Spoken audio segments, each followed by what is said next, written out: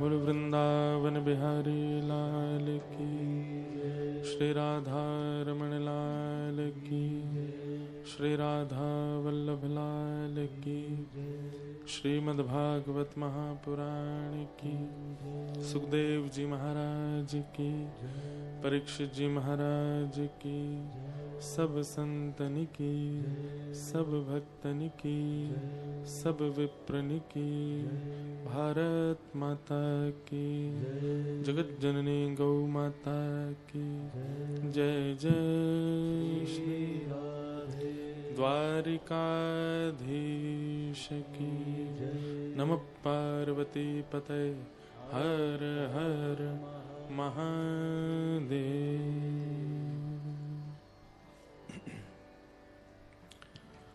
परम मंगल में प्रात प्रखलेश्वर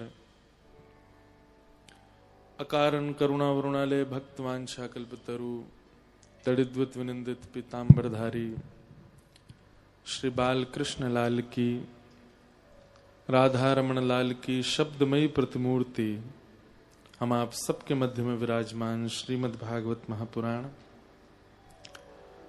उपस्थित जिनका खूब स्नेह दास को प्राप्त होता है, ऐसे भारत की ऋषि परंपरा के एवं समस्त विद्वज्जनों के अति स्नेह भाजन, अति प्रिय, अति सम्माननीय हमारे पूजनीय श्री अनंत दास जी महाराज, आप कृपा करके जब अवसर होता है तो दास को आशीष देने आते हैं। आज आपका दर्शन यहाँ हुआ, बड़े सौभाग्य की बात। मंच पर विराजमान समस्त विप्रवृंद, समस्त संगीतज्ञ और आप सभी श्रोता भाई बंधु और यहाँ बैठे हुए सब लोग बड़े बड़े भागी हैं आप कि कथा का श्रवण ऐसे अंतरंग माहौल में आप सब कर रहे हैं। आप सबको जय श्री कृष्ण, जय सिया राम। थके तो हम होने चाहिए, लग आप रहे हो प्रेम से कहिए जय श्री कृष्ण, जय सिया राम, जय श्रीमन नारायण, जय जय श्री राधे। महाराज जी, अब आपके साथ हमारा नाम भी उड्डयन बाबा होना चाहिए क्योंकि हम भी आपके जैसे ही हो गए, एक रात ही रुक रहे हैं जहां जा रहे हैं आज हमारे अत्यंत प्रिय मित्र, हमारे 1 महीने बड़े हैं लेकिन फिर भी अग्रज भ्राता बागेश्वर धाम वाले महाराज जी, उनका साल भर का सबसे बड़ा उत्सव होता है, तो उनका बहुत विशेष भाव था कि आप कैसे भी इस उत्सव में पहुंचिए। कल हमारे देश के माननीय प्रधानमंत्री जी भी वहां गए, क्योंकि यहाँ कथा का सत्र है, 4 बजे से कथा है। नॉर्मल फ्लाइट्स के टाइमिंग के अनुसार तो हम 7 बजे 6 बजे तक आते रात में, जैसे तैसे व्यवस्था करके पहुंचे। लेकिन दिल्ली तो दिल्ली है, ट्रैफिक के माहौल में तो यहाँ सब अद्भुत है। तो सुबह भागे, वहां गए, वहां जाकर के बस प्रणाम किया। कुछ कन्याओं के विवाह की सामग्री गिरधर लाल जी की ओर से महाराज जी को प्रदान की। मंच पर भी नहीं गए, किसी से मिले भी नहीं, बस महाराज जी को प्रणाम किए, दोबारा मुंह दिखाई करने गए थे, कराने गए थे, तो बस करके लौटे हैं। और सोचे तो थे कि 2-2:30 बजे तक हवाई जहाज उतर जाएगा, पर वही उतरा 3 बजे। फिर वहां से दौड़े, कक्ष में जा भी नहीं पाए। हमने कहा यहीं हमारी बस एक बगलबंदी ले आओ, पीछे बदल के सीधे मंच पे आ जाएंगे। यहाँ कथा पूरी करके सीधे वृंदावन जाएंगे। रात में जागरण है हमारे घर पे, उसमें बैठेंगे। सुबह एकादशी आज है उद्यापन माता जी का, उसमें कल सम्मिलित होके फिर दौड़ के आएंगे, फिर कथा सुनाएंगे तो आपके साथ हम भी उड्डयन बाबा है बस ये है कि आप बाबा हो, हम व्यास हैं सब प्रेम से हमारे भारत के संत ऋषि जन महाराज जी को उड्डयन बाबा कहते हैं, क्योंकि आप एक ही रात रुकते हैं एक देश में, एक शहर में, एक देश में भी। अधिकतर आपके दर्शन पृथ्वी पर कम होते हैं, आकाश में ज्यादा होते हैं। महाराज जी का एक साधना की कोई स्थिति होगी, कौन जाने। तो ऐसे सब भाव हैं। आज विलंब तो हो गया, पर अब जो भी है आप सब लोग जितनी देर हो भाव से बैठिए। कल बड़े प्रेम और भाव से हम आप सब लोगों ने महात्मा का श्रवण किया, भागवत जी का महत्व क्या है। और आज से प्रथम स्कंद प्रारंभ होगा। भागवत में 12 स्कंद हैं और इन 12 स्कंधों को ठाकुर जी का ही श्री अंग माना जाता है। प्रथम द्वितीय स्कंद भगवान के दोनों चरण माने जाते हैं। तृतीय स्कंद भगवान का उरु माना जाता है, गोद। तृतीय और चतुर्थ स्कंद। पंचम स्कंद ठाकुर जी का उदर माना जाता है। षष्ठम और सप्तम स्कंद दोनों भुजा मानी जाती हैं। अष्टम नवम स्कंद ठाकुर जी का वक्ष माना जाता है। दसम स्कंद हृदय। एकादश स्कंद ललाट और 12वां स्कंद उठी हुई भुजा। तो श्रीनाथ जी का जैसा रूप है वैसा ही भागवत जी है। श्रोता प्रथम द्वितीय स्कंद सुनकर के मानो चरणों को प्रणाम करता है। तृतीय चतुर्थ भगवान के भुजा हैं, तो चरणों में प्रणाम किए को भुजा से उठाते हैं। तृतीय चतुर्थ स्कंद में ठाकुर जी भुजा से उठाते हैं। पंचम और षष्ठम स्कंद भगवान के उरु, गोद। ठाकुर जी चरणों में जो आया है उसको उठा करके गोद में लेते हैं। पंचम और कौन कौन से हो गए? प्रथम द्वितीय तृतीय चतुर्थ पंचम और षष्ठ। पंचम स्कंद भगवान का उदर, षष्ठ और सप्तम स्कंद भगवान का वक्ष, नवम दसम स्कंद भगवान का हृदय, 11वां स्कंद भगवान का ललाट और 12वां स्कंद उठी हुई भुजा। तो ऐसा है कि वैष्णव ने ठाकुर जी को प्रणाम किया, ठाकुर जी ने भुजा से उठा के गोद में बिठाया, गोद में उसको देखने लगे, देख करके हृदय से लगाया, हृदय से लगा करके फिर उसको उसके पथ पर आगे बढ़ाया। ये 12 स्कंद का एक रूप है। एक प्रकार से आप कोई ग्रंथ किताब या पोथी नहीं पढ़ रहे हैं, आप साक्षात श्री कृष्ण के सर्वांगीण अंगों का दर्शन कर रहे हैं। तो भागवत जी का जो पहला श्लोक है ये 18,000 श्लोकों में सबसे कठिन श्लोक है, सबसे पहला। अच्छा एक बात,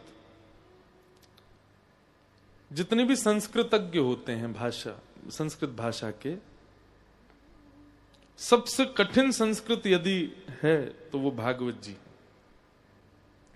किसी की विद्वत्ता परखनी हो तो उसको भागवत जी सामने खोल दो, बोले पढ़ के बताओ, और उसमें भी पंचम स्कंद, नहीं पढ़ पाएगा।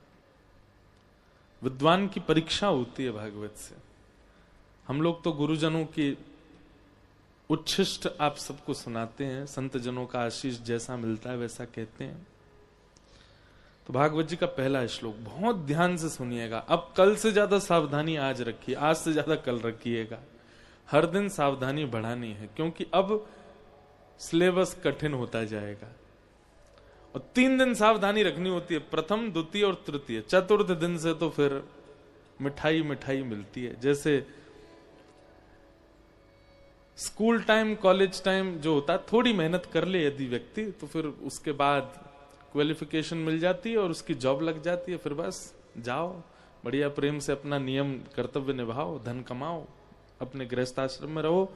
ठीक वैसे ही पहले दूसरे तीसरे दिन की कथा अगर आपने ध्यान पूर्वक सुनी तो चौथे दिन से कथा में तो फिर नंदोत्सव, नंद घरानंद भयो, फिर तो ठाकुर जी की ब्रज लीला, बाल लीला, फिर वो अंतरंग बिल्कुल सामान्य लीला में आप प्रवेश, वहां फिर आनंद ही आनंद है।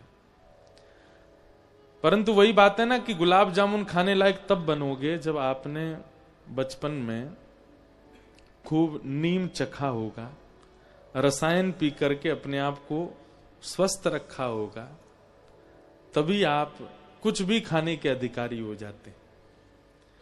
व्यंजन जो होते हैं, वो पकवान जो होते हैं, वो सबको प्रिय होते हैं, पर व्यंजन और पकवान स्वस्थ व्यक्ति ही पा सकता है। और स्वस्थ व्यक्ति रसायन और शरीर से कई परिश्रम करता है, तभी स्वस्थ हो पाता है। ठीक वैसे ही ठाकुर जी की ब्रज लीला जो है वो रसायन है। ठाकुर जी की ब्रज लीला जो है वो गुलाब जामुन है। उसको सेवन करने के लिए ये प्रारंभिक 3 दिन बहुत सावधानी रखनी। तो आइए प्रथम स्कंद में प्रवेश करें। जन्माद्यस्य यतोऽन्वयादितरतः चार्थे स्ववेग्यस्वराट् तेने ब्रह्म हृदय आदि कवये मुह्यन्ति सूरयः तेजो वारी मृदां यथा विनिमयो यत्र तृषगो मृषा धाम्ना स्वेन सदा निरस्तकुहकं सत्यं परम धीमहि। प्रथम श्लोक है भागवत जी। जन्माद्यस्य यतोऽन्वयाद् इतरतः। वेदव्यास जी महाराज ने भागवत जी की रचना की, तो जैसे विश्व के सबसे श्रेष्ठ ग्रंथ को लिखना प्रारंभ कर रहे थे, तो देवताओं में आपस में चर्चा होने लगी कि किसका नाम पहले लिखा जाएगा।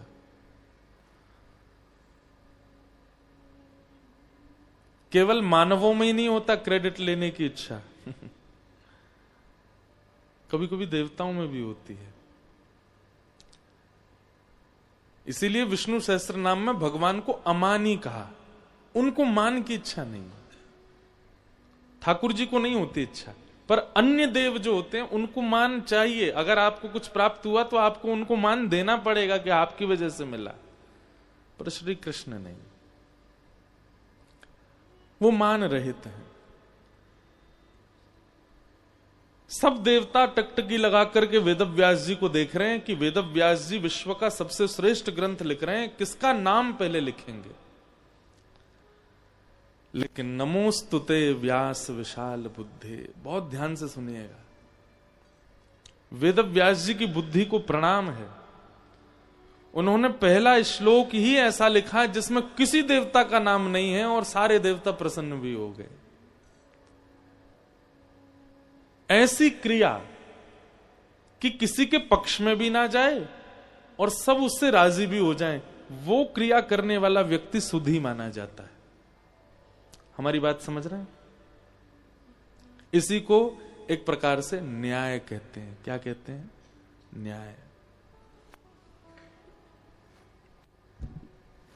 न्याय का मतलब क्या? किसी के पक्ष में भी नहीं था और दोनों या तीनों या जितने लोग थे वो सब राजी भी थे, उसको न्याय कहते हैं। वेदव्यास जी महाराज यदि अपने प्रथम श्लोक में किसी भी देवता का नाम लिखेंगे तो इसका मतलब वो सर्वोपरि है, बाकी सब सामान्य है। और यदि सबका नाम लिखेंगे तो वेदव्यास जी मन में सोच रहे हैं मैं इतने नाम लिखने में तो पूरी भागवत जी तो नामों में ही चली जाएगी, इतने तो देवता हैं। तो वेदव्यास जी का एक क्षण के लिए कलम रुक गई, सोचने लगे क्या करूं। तब वेदव्यास जी महाराज ने जो श्लोक लिखा है अद्भुत है, इसीलिए व्यास जी को प्रणाम किया जाता है, इसलिए व्यास मंच पर बैठने वाले को भी वंदन किया जाता है। वेदव्यास जी महाराज कहते हैं जो जन्म और मृत्यु से परे है, संबोधन क्या है? जो, कौन ये नहीं पता, जो जन्म और मृत्यु से परे है, जिसको सब पता है। चार्थे स्वविज्ञ स्वराट, जो अविज्ञ है, अनविज्ञ नहीं है, उसको सब पता है। तेने ब्रह्म हृदय आदि कवये मुह्यन्ति यत् सूरयः, समस्त देवी देवता जिसके वश में रहते हैं, पृथ्वी जल अग्नि वायु आकाश पंचभूत जिसके अधीन हैं,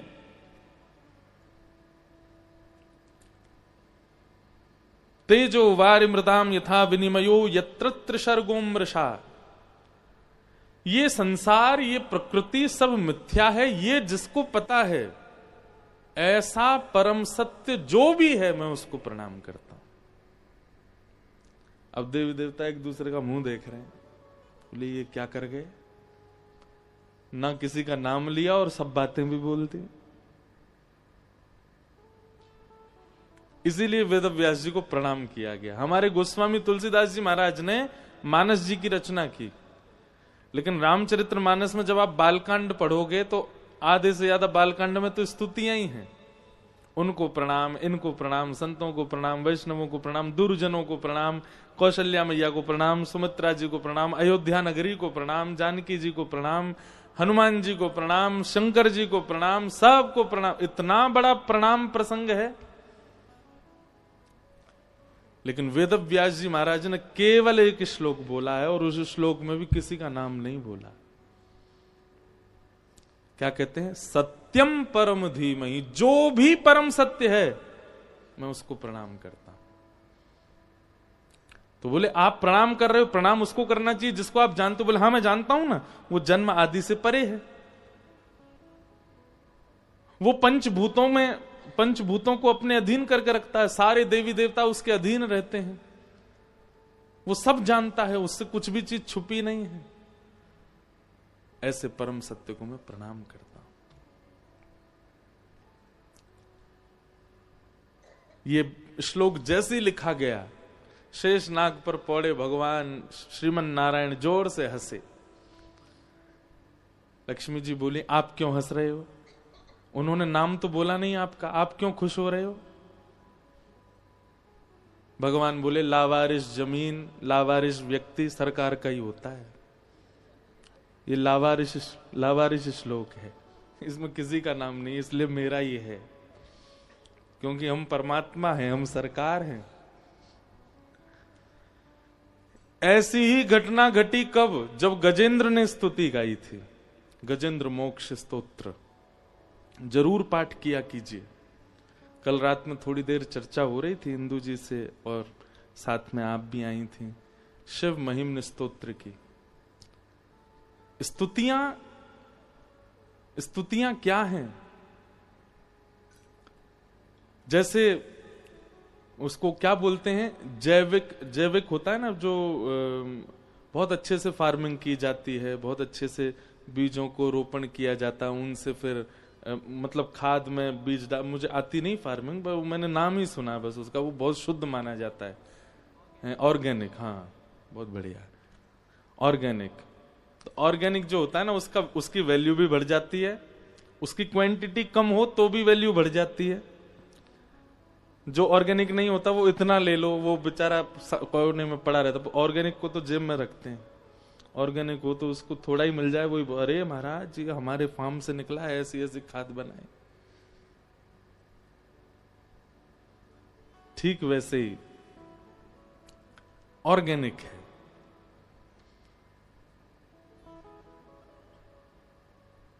स्तुतियां, आप भजन गाते हो, आप कीर्तन गाते हो, आप किसी की बनाई रचनाएं गाते हो, वो सब सामान्य है। पर जब आप किसी भक्त की स्तुति गाते हो, जहां गजेंद्र ने स्तुति गाई, जहां कुंती ने स्तुति गाई, भीष्म पितामह ने स्तुति गाई, शिव महिम्न स्तोत्र का पाठ करते हो, रुद्राष्टाध्याय का पाठ करते हो, रुद्राष्टकम का पाठ करते हो। एक मुझे बहुत प्रिय है निर्वाण अष्टकम। चिदानंद रूप शिवोहम शिवोहम, चिदानंद रूप शिवोहम शिवो। तो स्तुतियां क्या हैं?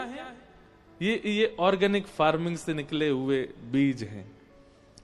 इनका सेवन करने से बुद्धि, मन और विचार और व्यवहार सब बहुत शुद्ध रहता है। कई बार आजकल जो भजन गाए जाते हैं, आजकल के जो बहुत तेज म्यूजिक पर जो गाया जाता है, इस तरीके का भाव जो आजकल के लोगों ने बनाया है, वो कहीं ना कहीं वो किसी ना किसी रूप में कई बार आपके मन, बुद्धि, विचारों को शुद्ध नहीं कर पाते।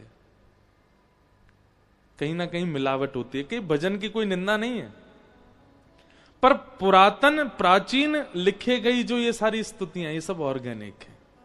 जब आप इसका सेवन करते हैं, जब आप इसका गायन करते हैं, इसका निरंतर पाठ करते हैं, निरंतर ऑर्गेनिक रहने वाले को ना शुगर होती है, ना डायबिटीज होती है, ना उसको कोलेस्ट्रॉल होता है। ठीक वैसे ही ऑर्गेनिक जो स्तुतियां हैं उनका पाठ करने वाले व्यक्ति को काम, क्रोध, लोभ, मोह, ईर्ष्या, द्वेष, अभिनिवेश, अहंता, ममता, चिंता आदि आदि ये जो दोष हैं ये कम स्पर्श कर पाते। इसलिए एक ऑर्गेनिक स्तुति तो किया कीजिए कोई भी। गजेंद्र मोक्ष, जहां पर सबको कथा पता है, गजेंद्र का पैर ग्राह ने पकड़ लिया। गजेंद्र ने थोड़ी देर तो सोचा कि जब इसको पता चलेगा ना कि मैं कौन हूं तो हाथ जोड़े फिरेगा, अरे मैं त्रिकूट पर्वत का राजा गजेंद्र, इसने मेरा पांव पकड़ लिया, जल का जीव, कोई बात नहीं, थोड़ी देर पकड़ के रहने दो। लेकिन थोड़ी देर की जगह वो और ज्यादा बलशाली होता चला गया।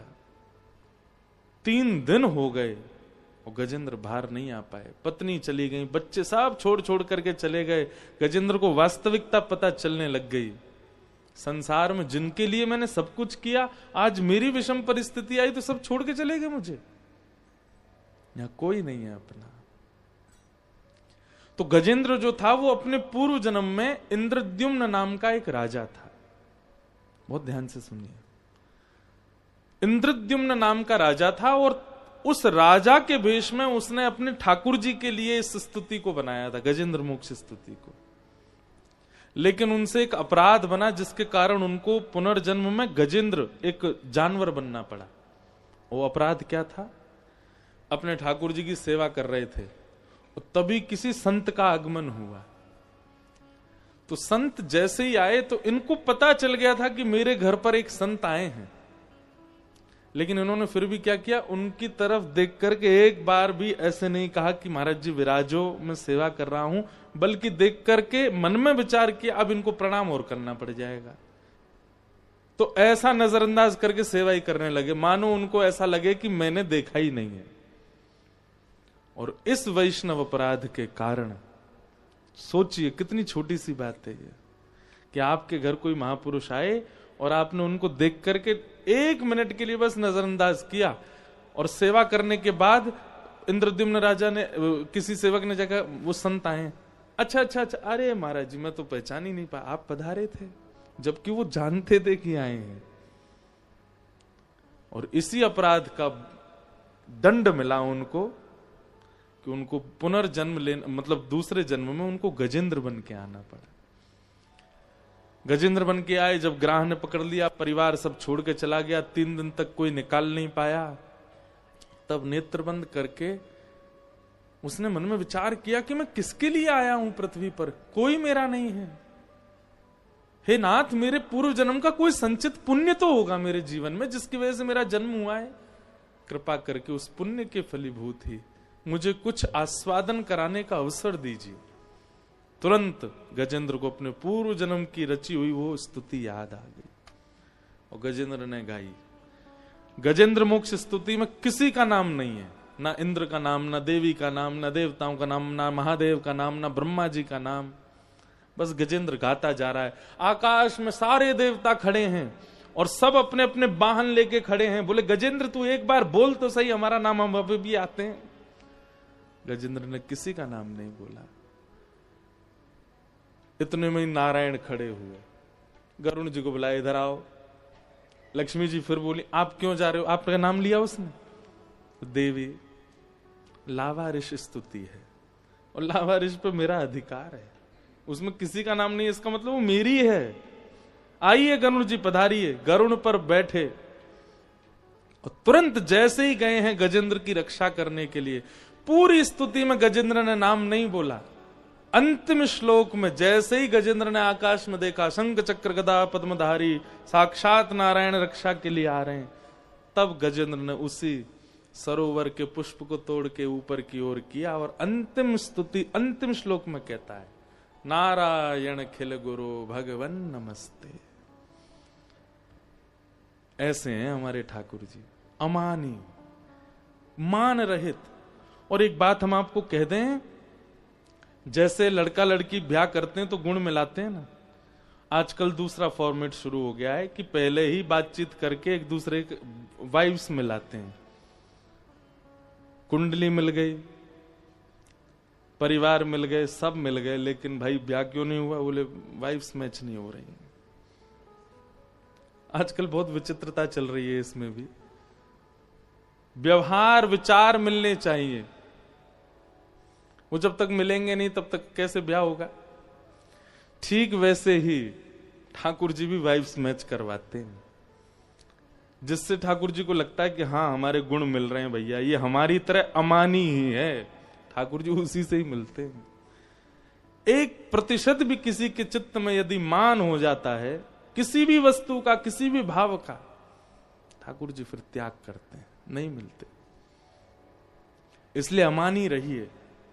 हम लोगों के अंदर एक बहुत बड़ा दोष है, दोष तो बहुत सारे हैं, उनमें एक दोष यह भी है, क्रेडिट लेना चाहते हैं हम।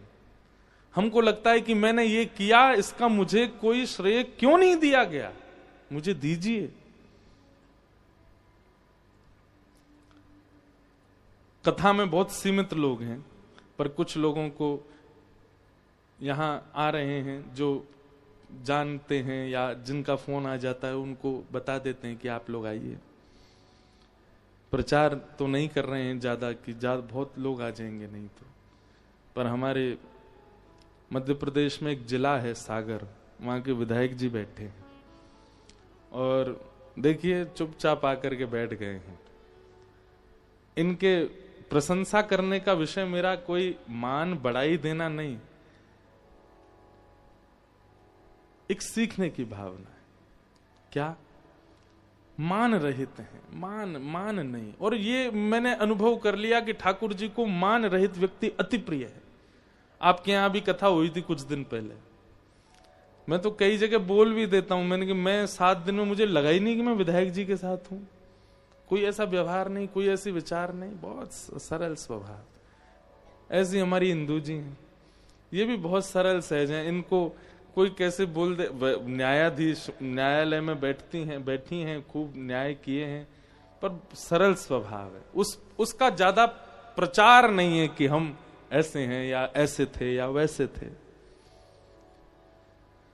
ऐसा बनना चाहिए, लेकिन दिक्कत यह है कि व्यक्ति बहुत लेट समझता है और बहुत लेट परिवर्तन करना प्रारंभ करता है अपने अंदर।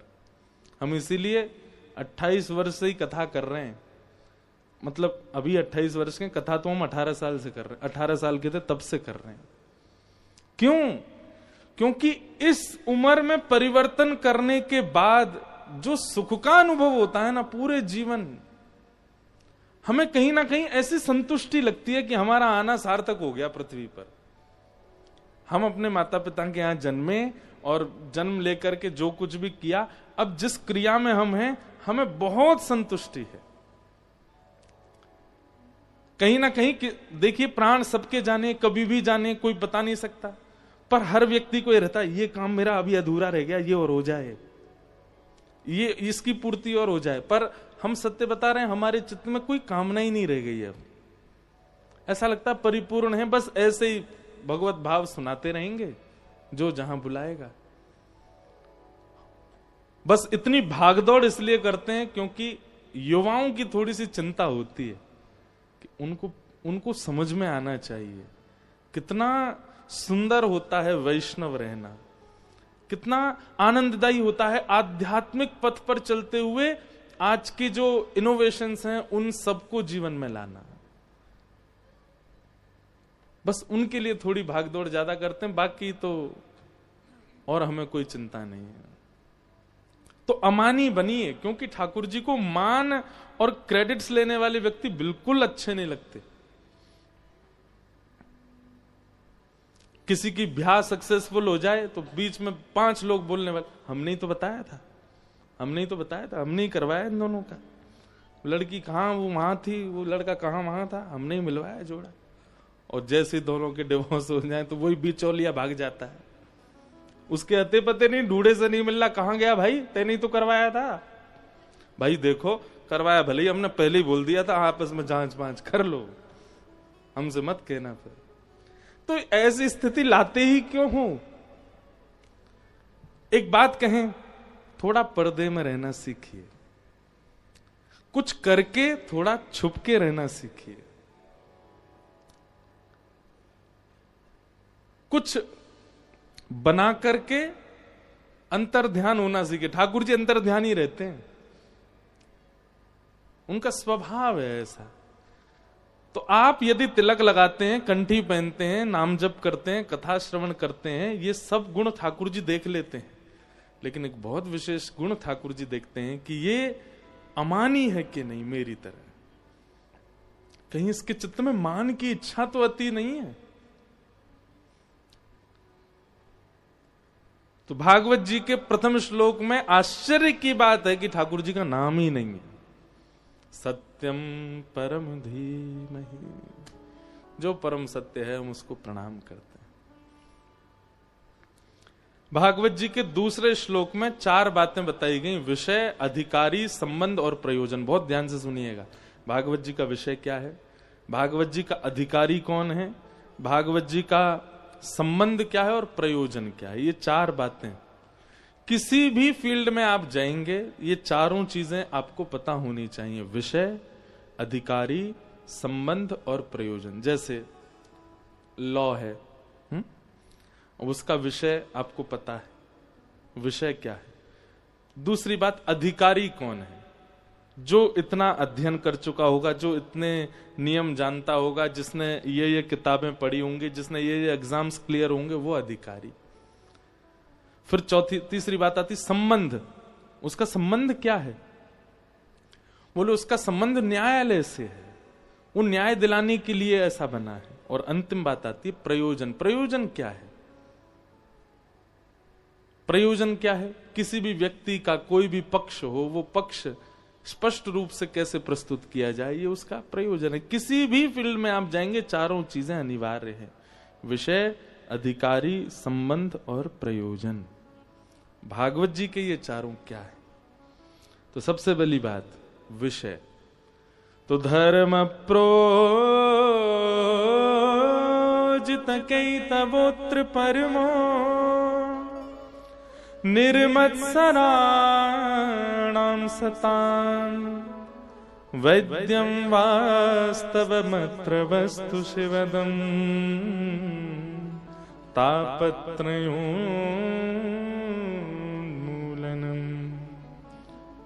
श्रीमद्भागवते महामुनिकृते किं वा परैरीश्वरः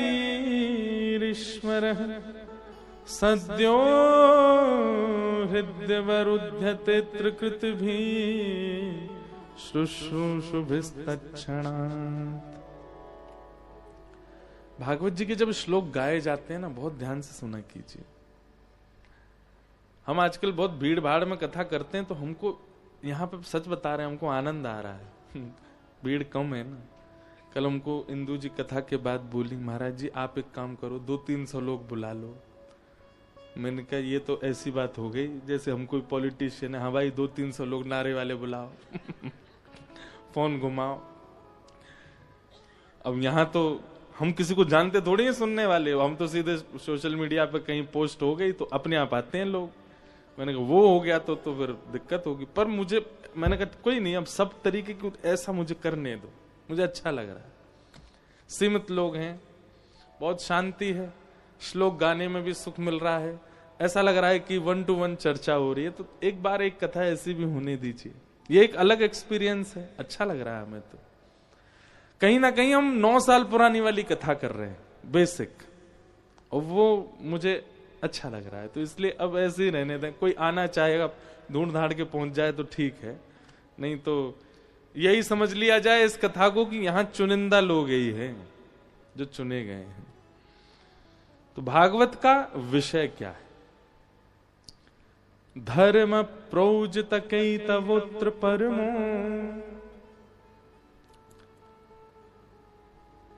बहुत सुंदर बात है। धर्म और परम धर्म, ये 2 कर्तव्य हैं हमारे, धर्म और परम धर्म। हम सब धर्म का निर्वहन तो करते हैं, पर परम धर्म की परिभाषा भी नहीं जानते। धर्म का निर्वहन कैसे करते हैं?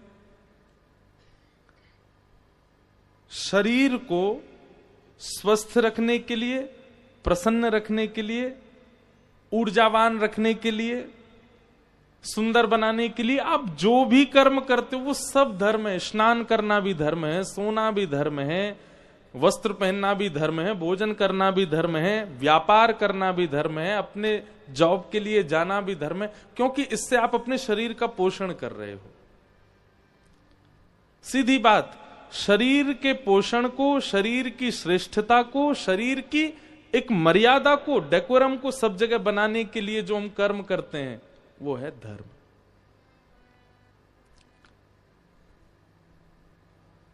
हमारी बात समझ रहे हैं ना? शरीर के लिए जो कुछ भी आपने किया जन्म से लेके आज तक, शरीर जिसमें प्रधान है, वो सब धर्म है। लेकिन जैसे ही आप अपनी आत्मा का चिंतन करने लगते हैं कि भाई खा रहे हैं, पी रहे हैं, सो रहे हैं, हंस रहे हैं, नाच रहे हैं, गा रहे हैं, सब ठीक है, पर अंत के बाद क्या? वो जो भीतर बैठी है एक चैतन्य आत्मा, उसका उद्धार कैसे कराऊंगा मैं? उसकी चिंता जिस दिन से आपको प्रारंभ हो जाती है, उसी को कहते हैं परम धर्म। आप देहाभिमानी तो बन गए, पर आत्माभिमानी बन जाओ, वो है परम धर्म।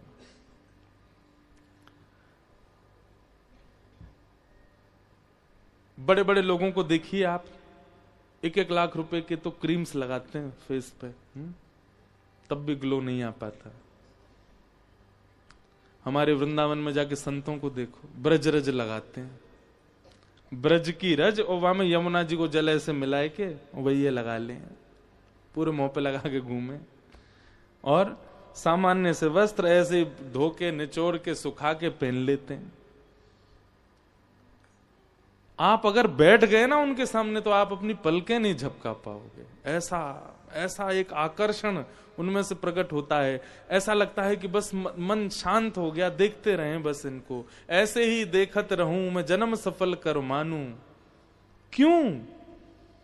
क्योंकि कहीं ना कहीं वो व्यक्ति परम धर्म वाला है। अच्छा एक बात बोले, बुरा नहीं मानिएगा, कभी स्टेज परफॉर्मेंस पे कोई एक्टर आया है, आप उसको स्टेज पे तो बहुत बढ़िया लगेगा वो, और वही मेकअप उतार के आपको दिख जाए, आप नहीं देख पाओगे उसको, क्योंकि उसका जो कर्म है वो धर्म है। वो शरीर को प्रधान मान करके अपनी फिजिक्स बना लेगा, अपनी वो क्या बॉडी वॉडी बना लेगा, 6 पैक निकाल लेगा, ऐसा फेस बना लेगा, बाल वाल खड़े करके बढ़िया महाराज बालकों के बीच में अट्रैक्शन का केंद्र बन जाएगा। पर वही व्यक्ति अपनी सामान्य स्थिति में आ जाए तो लोग बाग उसको ट्रोल करने लगते हैं, ऐसा दिखता है, अरे राम कितना भयानक है, कैसा है। कोई नहीं उससे आकर्षित होगा। पर भजनानंदी व्यक्तियों को देखिए, भजनानंदी महापुरुषों को देखिए, उनका चलना, बैठना, उठना, बोलना, लेटना, सोना, हंसना, सब कुछ इतना आनंद देने वाला क्यों बन जाता है? क्योंकि वो परम धर्मी है। वो धर्मी नहीं है, वो परम धर्मी है। वो देहाभिमानी नहीं है, वो आत्माभिमानी है। वो देह की चिंता नहीं कर रहा है, वो अपनी आत्मा के कल्याण में लगा हुआ है, इसलिए उसके प्रति एक अलग सा आकर्षण होने लग जाता है। हमारा जीवन निकल जाता है केवल देह की सोचते सोचते। उसका तो सोच ही नहीं पाए, उसका तो कोई निदान ही नहीं कर पाए जो उसके भीतर बैठा था। भागवत जी का विषय क्या है? धार्मिक व्यक्ति को परम धार्मिक बनाना। कहीं ना कहीं आप यदि देहाभिमान से शून्य नहीं हुए कथा सुनते हुए भी, तो आपने कथा नहीं सुनी है। देह अभिमान शून्य होगा।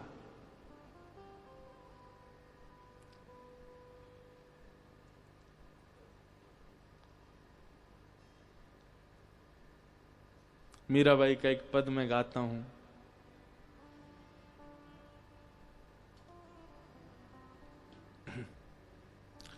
कहो तो कुसुमल साड़ी रंगावा, कहो तो भगवा भेष,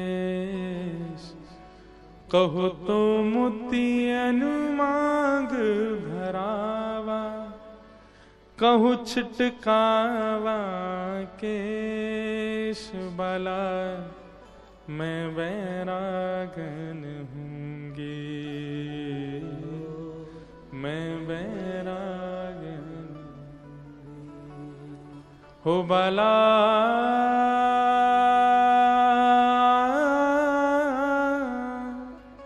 मैं बैरागन हूँगी, हूँगी, मैं बैरागन हूँगी, मैं बैरागन। मीराबाई कहती हैं, कहो तो कुसुमल साड़ी रंगावा। अगर कोई कह दे कि ठाकुर जी को ऐसी साड़ी पहनोगे तो ठाकुर जी के प्रिय बन जाओगे, तो मीराबाई तुरंत पहन लेती है। तभी कुछ संत महात्माओं को देख करके मीराबाई कहती हैं, अरे ठाकुर जी को कुसुमल साड़ी प्रिय। संत कहते नहीं नहीं, ठाकुर जी को तो ऐसे हमारी तरह भगवा भेष प्रिय है। तो कहो तो भगवा भेष, अगले क्षण ही मीराबाई भगवा पहन करके आ जाती हैं। कहो तो मोती अनुमांग भरावा। कभी मीराबाई अपने राजकोष के सारे गहने पहन करके घूमने लग जाती हैं। और कहो छिटकावा केश, कभी कभी तो अपने केश मुड़ाने की स्थिति में आ जाती हैं। क्यों? क्योंकि अपने लिए देह की स्थिति नहीं है उनकी। जिन भेषा मारो साहिब रीझ है, मैं सो ही भेष धरूंगी बाला, मैं बैरागन होंगी। इसी को कहते हैं परम धर्म। हम आपको जोगी बनने के लिए, बैरागन बनने के लिए प्रोत्साहित नहीं कर रहे हैं, पर हम आपसे कहना चाह रहे हैं कि अब चिंता होनी चाहिए। और चिंता अब नहीं होनी तो बचपन से ही, हमारी उम्र से ही होनी चाहिए थी, कि देह के भीतर जो है वो चैतन्य परमात्मा, वो है आत्मा। उसको परमात्मा से मिलना है और उसके बीच के कर्तव्य के लिए मुझे क्या करना चाहिए, वही है परम धर्म। जब आप परम धर्म के मार्ग पर चलने लग जाते हैं ना, धर्म आपका अपने आप ऑटोमेटिक होने लग जाता है। पर आप केवल जब धर्म की चिंता करते हैं, परम धर्म नहीं बनता। आप आत्म कल्याण के मार्ग पर चलने लग जाते हैं तो देह का कल्याण ऑटोमेटिक होता है। पर जब देह के ही कल्याण प्रधान होता है तो आत्म कल्याण नहीं होता। थोड़ा विचार कीजिएगा इस विषय पर एकांत में जाके। भागवत जी का विषय क्या है? परम धर्मावली बनाना, परम धर्म की स्थिति आना चित्त में। विषय। दूसरी बात, भागवत जी का अधिकारी कौन है? किसको सुनने का अधिकार है? जिसको एड्रेस पता है? नहीं। एड्रेस पाकर के भी, यहां आकर के भी वो अधिकारी कब माना जाएगा? जब उसमें ये गुण हो। क्या? निर्मत्सराणाम सताम, मात्सर्य दोष नहीं। मात्सर्य दोष मतलब, हमारे पूज्य पिताजी महाराज कहते हैं, कलयुग में व्यक्ति अपने दुख से कम दुखी है, दूसरे के सुख से ज्यादा दुखी है। इसी को मात्सर्य दोष कहते हैं। ये सबसे बड़ा दोष है। और ये दोष जिसके चित्त में है, क्षमा कीजिएगा, वो 7 दिन कथा क्या सुने, वो साल भर पूरा जीवन कथा सुनता रहे, उसको कुछ पल्ले नहीं पड़ेगा। और वो सुन भी लेगा तो परिवर्तन नहीं कर पाएगा अपने चित्त में, क्योंकि एक दोष उसके चित्त में है, मात्सर्य का। एक गांव में एक नया कुआं बनाया लोगों ने, गांव के लोगों ने। तो पंच और कुछ बड़े लोगों ने कहा, भैया देखो ये नया कुआं हमारे गांव में बना है, कल से सब बहन बेटियां भाई लोग सब इसी के जल से स्नान करेंगे, पान करेंगे, इसका उद्घाटन करवाओ। तो बोले कैसे करवाएं? बोले पहले इसका जल पान और जल से स्नान कोई संत करे, तब हम लोग करेंगे। तो गांव के लोग गए, पास के गांव में एक संत थे, उनके पास गए, बोले महाराज जी आप चलो, हमारे यहाँ एक कुआं बना है, उसमें स्नान कर लीजिए, जलपान कर लीजिए। संत बोले ठीक है। लेकिन गांव का एक व्यक्ति बोला, महाराज जी पर हमारे कुएं में जल जो है ना, उसमें से दुर्गंध बहुत आ रही है। तो संत बोले काम करो, उसका 2-3 लोग मिलकर के खूब सारी बाल्टी पानी निकालो, नया नया पानी नीचे से आएगा तो दुर्गंध चली जाएगी। खूब पानी निकाला महाराज। अगले दिन सब लोग पहुंचे, बोले महाराज जी हमने कम से कम उसमें 100-150 बाल्टी पानी निकाल लिया, अब भी दुर्गंध आ रही है। संत ने कहा एक काम करो, तीर्थों का जल मंगाओ, तीर्थों का जल मंगा के उसमें पुष्प अक्षत आदि उसकी पूजा वूजा करके तीर्थों का जल डालो, और फिर उसके बाद फिर से उसका जल निकालो 200-300 बाल्टी, फिर शायद आ जाए। 2 दिन निकल गए महाराज। अब गांव के लोग आए, बोले महाराज जी सब कर लिया पर दुर्गंध नहीं जा रही। संत बोले ऐसा कैसा कुआं उसकी दुर्गंध नहीं जा रही, चलो हम चल के देखते हैं। तो संत गए, उन्होंने जाकर के जैसे कुआं में झांक के देखा तो एक जानवर मरा पड़ा था उसमें। संत ने बोला क्यों भाई तुमने इसको क्यों नहीं निकाला? बोले आपने केवल जल निकालने को कहा था इसलिए इसको नहीं निकाला। अरे भले आदमी तेरे पांव पूजू, इसको निकाल पहले यहां से। तुम इस ये पड़ा है तो तुम चाहे कितना भी पानी निकाल लो, कितना भी तीर्थों का जल डाल दो, दुर्गंध तो नहीं जाएगी ना। ठीक वैसे ही आप कह रहे हैं महाराज जी हमारे दोष नहीं जा रहे। हमने कहा भाई एक काम करो, प्रयागराज कुंभ में स्नान करके आओ, गंगा जलपान किया करो, यमुना जलपान किया करो, इस स्तुति का पाठ किया करो, सुबह उठ के तिलक लगाया करो, राधा राधा जपा करो, महामंत्र का जाप किया करो। सब करने के 2 महीने बाद फिर आए, बोले अभी भी महाराज जी नहीं हो रहा कुछ भी। तभी झांक करके देखा तो भीतर मात्सर रूपी जानवर मरा पड़ा है। अरे भाई जब तक इसको नहीं निकालोगे तुम चाहे जो कर लो वो दुर्गंध जाने वाली नहीं है। और क्षमा कीजिएगा आज की डेट में 95% लोग मात्सर्य दोष से ग्रसित हैं। वो अपने दुख से दुखी है ही नहीं। कई बार उनके सिर में दर्द हो रहा होता है लेकिन बगल वाले की अगर कुछ बढ़िया हो गए होते, उसको थोड़ा मुनाफा हो जाए तो सिर की जगह पेट छाती सब जगह दर्द होने लग जाता है। ऐसा क्यों हो गया? और कई बार ऐसा होता है कि किसी के सिर में दर्द हो रहा है और जिससे वो ईर्ष्या करता है उसके हाथ पांव में दर्द हो जाता है तो उसका सिर का दर्द ठीक हो जाए। बहुत बढ़िया, अच्छा है, दुखी लग रहा है। ये मात्सर्य दोष है। और जिसके अंदर ये मात्सर्य दोष है वो कथा का अधिकारी नहीं है। वो कथा में बैठ करके भी परिवर्तन नहीं कर पाएगा कुछ। केवल कथा की बात नहीं, आध्यात्म से जुड़ी किसी भी प्रक्रिया में वो सहभागिता यदि व्यक्त करेगा उसको कोई लाभ नहीं मिलने वाला, क्योंकि उसके चित्त में मात्सर्य दोष है। इसलिए सबसे पहले हम आपसे एक निवेदन करें, मैं वैसे हर कथा में कहता हूं कि अपने दोषों की लिस्ट बनाया करो। आजकल सोशल मीडिया का टाइम है, सोशल मीडिया पर भी लोग बाग अपना जो नाम, पहले उनका फोटो होगा, फिर उनका नाम होगा, फिर नीचे उनकी सारे क्वालिफिकेशंस भी लिखे होते हैं। ये पढ़ाई है, ये हॉबी है, ये अच्छा है, सारी अच्छाइयां ही प्रदर्शित कर रखी हैं हमने सब जगह। किसी लड़का लड़की का भी बायोडाटा इधर उधर जाता है, उसमें भी सारे गुण ही गुण लिखे होते हैं। इतनी क्वालिफिकेशन है, इतना ये बनाना जानती हैं, ये खाना जानती हैं, ये करना जानती हैं। दोष हम कहीं नहीं प्रकट करते। नहीं करने इसका मतलब ये नहीं कि आप बायोडाटा में लिख के भेजो भाई कि हम ऐसा ऐसा करते हैं, पर सबसे छुपाना एक बात, खुद से भी छुपाते हैं। हम खुद से भी छुपाते हैं।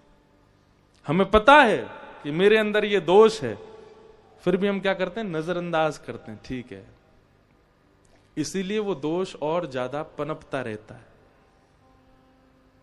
सारे दोषों को एक तरफ रहने दीजिए। आप सब जानते हैं कि आपके अंदर दोष कितने हैं, क्या क्या हैं, सबको रहने दीजिए, पर एक पर काम करना शुरू कीजिए और वो है मात्सर्य दोष। अगर ये उचित हो गया तो बाकी के जो भी दोष हैं चित्त में वो सब परिवर्तित हो जाएंगे। निर्मत्सराणाम सताम, मात्सर्य दोष को निकालिए। हम कल जगन्नाथपुरी से आए तो जगन्नाथपुरी में एक महापुरुष हुए, उनका नाम था जयदेव महाप्रभु, जिन्होंने गीत गोविंद महाकाव्य लिखा। गीत गोविंद महाकाव्य बहुत सुंदर है गीत गोविंद, मुझे तो बहुत प्रिय, मैं गाता भी हूं कथाओं में।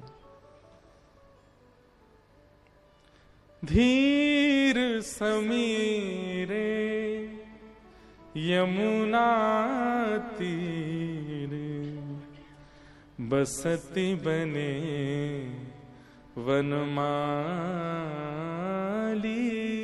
संस्कृत में भगवान की अंतरंग लीलाओं को लिखा है आज से 1000 वर्ष पहले। किसने? जयदेव महाप्रभु।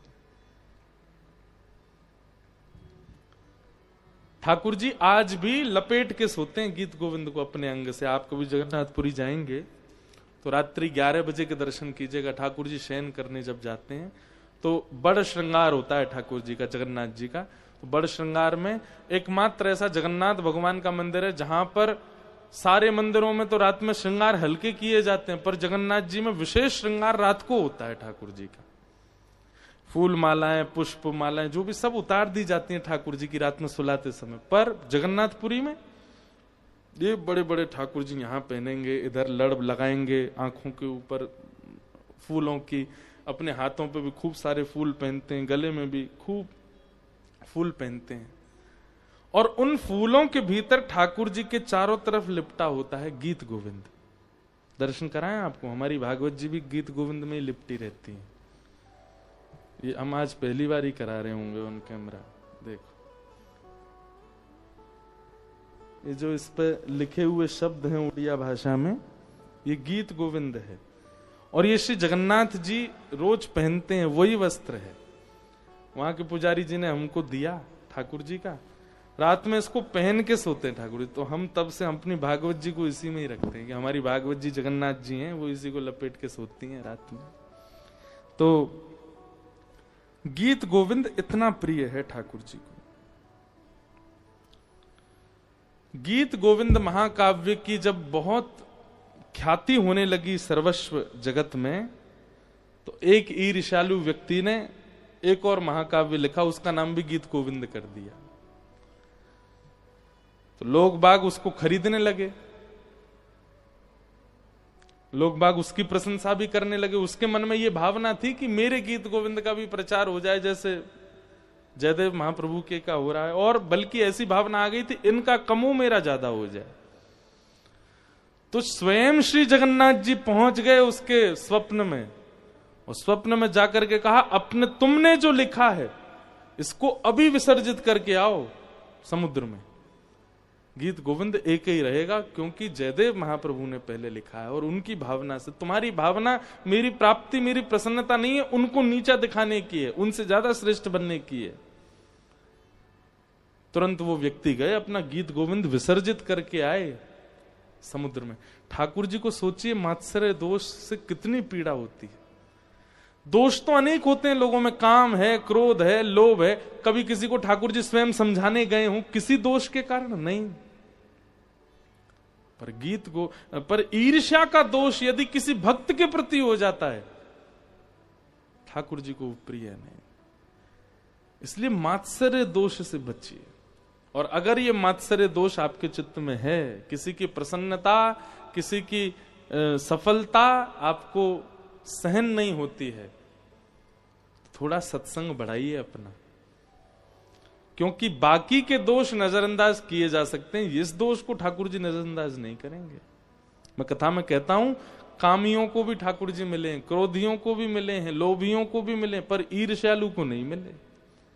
एक भक्त का चरित्र ला करके आप हमें दिखा दीजिए जहां ईर्ष्यावान कोई था, ठाकुर जी उसको मिले, नहीं मिलते।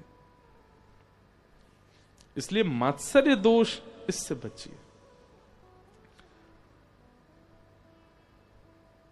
विषय अधिकारिश्च संबंधश्च। एक बहुत सुंदर एक प्रसंग याद आ रहा है मुझे, पर प्रसंग तो याद आ गया लेकिन उसमें एक पद है, वो पद याद नहीं आ रहा, तो मैं कैसे उसको सुनाऊं ये समझ नहीं आ रहा। एक बार की बात है,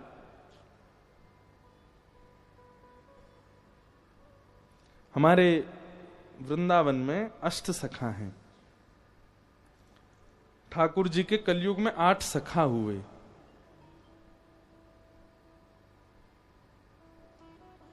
अब जिन लोगों ने हमारी कथा पहले सुनी उनको तो अष्ट सखाओं के बारे में पता होगा, और जो पहली बार सुन रहे हैं उनको नहीं पता होगा। जब श्रीनाथ जी, गोवर्धन नाथ एक दिन आएंगे, हमारी इंदु जी कल कह रही थी महाराज जी लाल जी कथा में आएंगे, मैंने कि चलो लेके आएंगे यहाँ भी एक दिन, 5वें दिन आएंगे ठाकुर जी। तो श्रीनाथ जी हैं, ऐसी भुजा, ये नीचे नेत्र हैं, ये हाथ कटी पर है। तो आप जब गोवर्धन में विराजते थे तो श्रीनाथ जी के 8 सखा थे। इसी कलिकाल में 500 वर्ष पहले ठाकुर जी बाकी लोगों को तो मंदिर में स्थिर दिखाई देते थे, पर इन 8 सखाओं को ठाकुर जी चलते फिरते कूदते आनंद करते सब लीलाएं करते हुए दिखाई देते थे। उनमें से एक हैं जो सब प्रसिद्ध हैं, बहुत लोग जानते हैं, श्री सूरदास। तो सूरदास, कुम्भनदास, परमानंद दास, नंददास, गोविंद स्वामी, छीत स्वामी, चतुर्भुज दास, और कौन रह गए? एक और रह गए कोई, नंददास, नहीं नंददास भी हो गए। अब यही हैं अष्ट सखा। तो एक बार की बात है कि सूरदास जी से नंददास जी को थोड़ी सी प्रतिस्पर्धा हो गई। सूरदास जी के प्रति उनका भाव आया कि भाई नंददास जी के प्रति सूरदास जी के मन में, और ये प्रतिस्पर्धा नहीं हुई थी, केवल ठाकुर जी की लीला को प्रकट करने के लिए एक छोटी सी लीला हुई कि सूरदास जी बोले, हे नंददास तुम जितने भी पद गाते हो ना, ये सब हमारी छाप के ही हैं, मतलब हम पहले लिख चुके हैं ऐसे पद, उन्हीं को सुन के तुम 2-4 शब्द इधर उधर करके अपने बना देते हो। तो नंददास जी बोले, प्रभु आप हमसे बहुत सीनियर हैं, हमसे बड़े हैं, आप ऐसा तो भाव मत कहिए, हमको जो लीला दिखती है हम वैसे पद गाते हैं। तो सूरदास जी ने उनको चैलेंज किया कि तुम कोई ऐसा पद लिख करके दिखाओ जिस पद पर हम कुछ ना टीका टिप्पणी कर सकें, तो हम मानेंगे कि तुम हमसे भी श्रेष्ठ कवि हो। तो नंददास जी बोले, देखिए हमें आपसे श्रेष्ठ कवि बनने की कोई इच्छा नहीं है, हम आपसे श्रेष्ठ बनना नहीं चाहते हैं, पर हां ठाकुर जी की भक्ति की बात है तो हम इस कंपटीशन में भाग तो लेंगे। हमें जीतना नहीं है आपसे, लेकिन हां लिखूंगा कुछ, क्योंकि आपके मन में जो ये भाव है कि हम कहीं आपकी नकल करते हैं, आपकी छाप लेके गा देते हैं, उस पर थोड़ा सा भाव तो लिखूंगा। तो अब ये कह तो आए, और जैसे लौट करके अपने घर आए तो बड़े परेशान हो गए। ठाकुर जी से कहने लगे, ठाकुर जी मैं कह तो आया हूं, लेकिन सूरदास जी से अच्छा तो कोई लिख ही नहीं सकता। और भाई सूरदास जी ने 1.25 लाख पद लिखे। कितने पद? 1.25 लाख। कोई कहीं से भी कुछ भी गावे वो कहीं ना कहीं सूरदास जी से मिल ही जाएगा, इतने पद लिख रखे उन्होंने। मतलब ठाकुर जी के रस पक्ष का, वीर पक्ष का, कृपा पक्ष का, सब पक्षों को लिखा है, कोई पक्ष छोड़ा ही नहीं किसी के लिए। अब कोई कुछ भी लिखे उसमें छाप कहीं ना कहीं सूरदास जी के पद की कहीं ना कहीं से तो आ ही जाती है। नंददास जी बोले, ठाकुर जी मैं कह तो आया हूं उनसे, लेकिन मैं कुछ भी लिखूंगा वो कहीं ना कहीं सूरदास जी के किसी पद से तो मेल खा ही जाएगा, अब मैं क्या करूं। तो व्याकुल होकर के नंददास जी रोते रहे रात भर, अब क्या होगा, कल तो मेरी बड़ी बदनामी हो जाएगी, और ये वो सब सोचने लगे। बोले मुझे जीतना नहीं है, लेकिन कुछ ऐसा तो होता। तो रात्रि में जब रोते रोते आप सो गए तो ठाकुर जी आए आपके कक्ष में, और आपकी कलम और किताब जहां रखी रहती थी ठाकुर जी ने उठाई, दिया जलायो, बढ़िया प्रकाश कियो, ठाकुर जी लेकर के ठाकुर जी स्वयं लिख रहे एक पद। वो इतना सुंदर पद है, वो पद मुझे मिल नहीं रहा है, मिलेगा मैं कल आपको सुनाऊंगा जरूर। ठाकुर जी ने अपने हाथ से पद लिखा, और वो ऐसी लीला लिख करके गए जो सूरदास जी के भी चित्त में कभी नहीं आई थी। ठाकुर जी की गौचारण लीला है, और गौचारण लीला में एक ऐसा भाव था जो सूरदास जी ने भी नहीं सोचा। अब ठाकुर जी रात भर बैठे लिख करके, और उस पद को नंददास जी की छाप, अंत में नंददास जी का नाम लिख दिया, और लिख करके ठाकुर जी प्रेम से उसको पधरा के चले गए। सुबह नंददास जी उठे, बोले अब मैं क्या भाग जाता हूं ब्रज छोड़ के, क्योंकि रहूंगा तो वो आ जाएंगे मुझसे पूछने, हाँ भाई क्या लिखा तुमने। तो सब सामान समेटने लगे, वो किताब जिसमें पद लिखते थे वो उठाई, तो कलम बीच में रखी थी, जैसे ही खोल करके देखा तो एक नवीन रचना। और लेखनी, हर व्यक्ति अपनी लेखनी जानता है, लेखनी इतनी सुंदर कि एक एक अक्षर पर ही नेत्र टिक रहे हैं। जैसे उस पद को उन्होंने पढ़ा, एक अद्भुत भाव। ठाकुर जी गैया चराने जाते हैं, और जब ठाकुर जी गैया चराने, भाव सुन लीजिए, पद मुझे याद नहीं, भाव सुनो। ठाकुर जी गैया चराने जाते हैं, तो जब गैया चराने जाते हैं तो ठाकुर जी, गैया तो वन में विचरण कर रही हैं, कोई घास खा रही है, कोई जल पी रही है, कोई कहीं चल रही है। ठाकुर जी इतनी देर क्या करते हैं? तो ठाकुर जी कभी तो वंशी बजाने लगते हैं, कभी कुछ यशोदा मैया ने दिया तो पा लेते हैं, और फिर थोड़ी देर बाद ठाकुर जी पेड़ के नीचे लेटे रहते हैं, कभी लता पत्रों को उछालते रहते हैं। कोई फोन तो था नहीं, ठाकुर जी कोई गेम खेल रहे हैं, क्या करें? तो ठाकुर जी कौतुक करते हैं। कैसा कौतुक?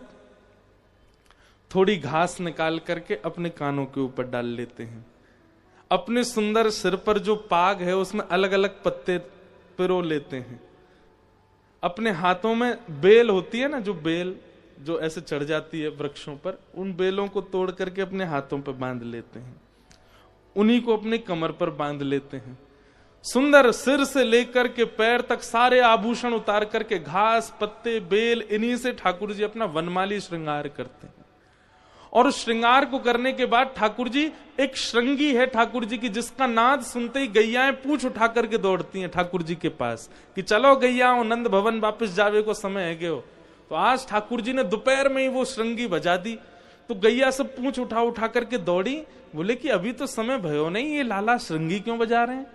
और जैसे ही गोपियों ने आकर, जैसे ही गैयाओं ने आकर के ठाकुर जी को देखा, ठाकुर जी के यहाँ पत्ता पिरोए भये हैं, कानन के ऊपर घास लगी है, यहाँ पे बेल लगी है, कमर पे बांध रखी है, इतना सुंदर वनमाली भेष ठाकुर जी ने बना रखो है।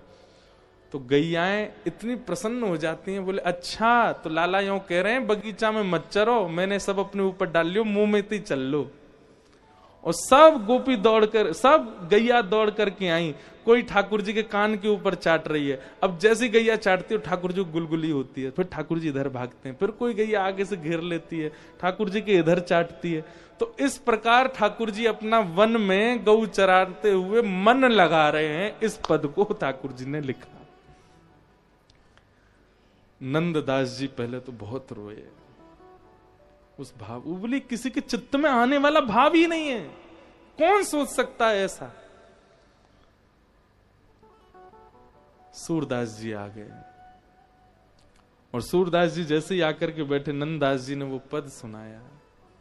सूरदास जी कहते हैं, मैं अपनी कलम तोड़ दूंगा और अपने 1.25 लाख पदों को यमुना जी में प्रवाहित कर दूंगा।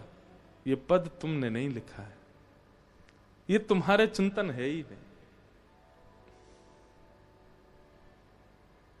तो बोले आप बताओ किसने लिखा है? बोले ये किसी व्यक्ति की रचना नहीं है, ये स्वयं श्याम सुंदर ने लिखा है, स्वयं ठाकुर जी लिख करके गए। सूरदास जी ने नंददास जी को हृदय से लगा लिया। बोले आप मुझे हृदय से क्यों लगा रहे हैं? मैंने तो लिखा नहीं। बोले तुमने नहीं लिखा, लेकिन तुम्हारी लाज बचाने के लिए ठाकुर जी लिख करके गए हैं। तो इसका मतलब है ठाकुर जी मुझे प्रमाण देना चाहते हैं कि भाई तुम नंददास से प्रतिस्पर्धा मत करो। ठाकुर जी को क्या गरज पड़ी, क्यों लिखने आएंगे ठाकुर जी स्वयं?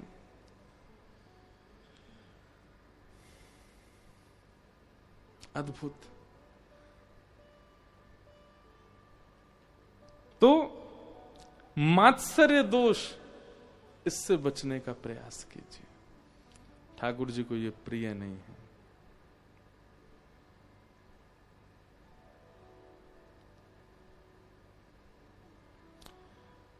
वैद्यं वास्तवमत्र वस्तु शिवदं तापत्रयोन्मूलनम्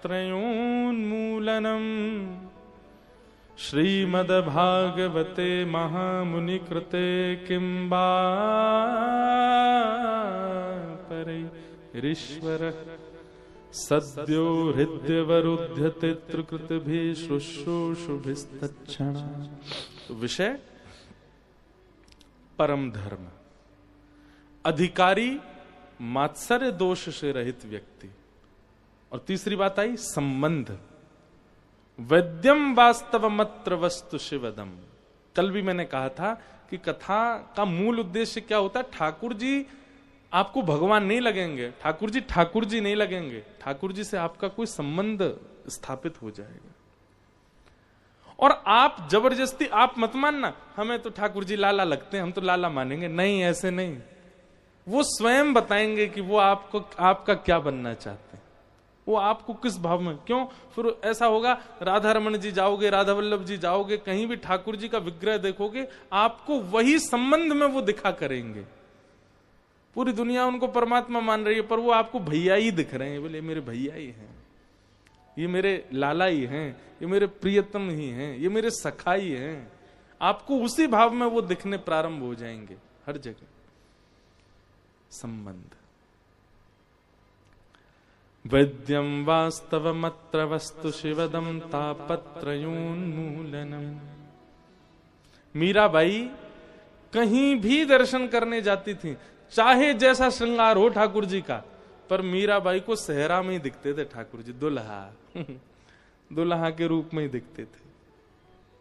और थोड़ी देर देखने के बाद मीराबाई चरणों को ही दिखती रहती थी, मुखमंडल ज्यादा देर देख ही नहीं पाती थी ठाकुर जी का। क्यों, प्रियतम है। संबंध ऐसे स्थापित होगा ठाकुर जी के साथ।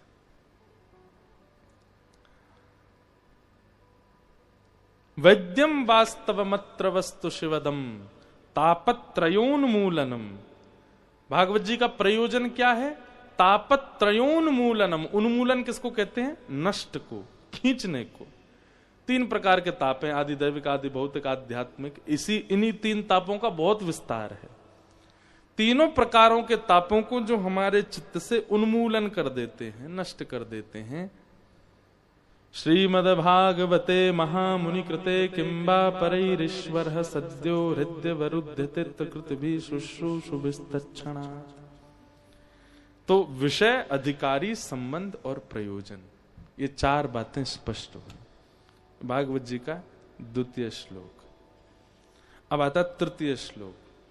निगम कल्पतरोर्गलितं फलम सुखमुखादमृतद्रव संयुतं पिबत भागवतं रसमालयम् मुहुर्हो रसिका भुवि भावुका।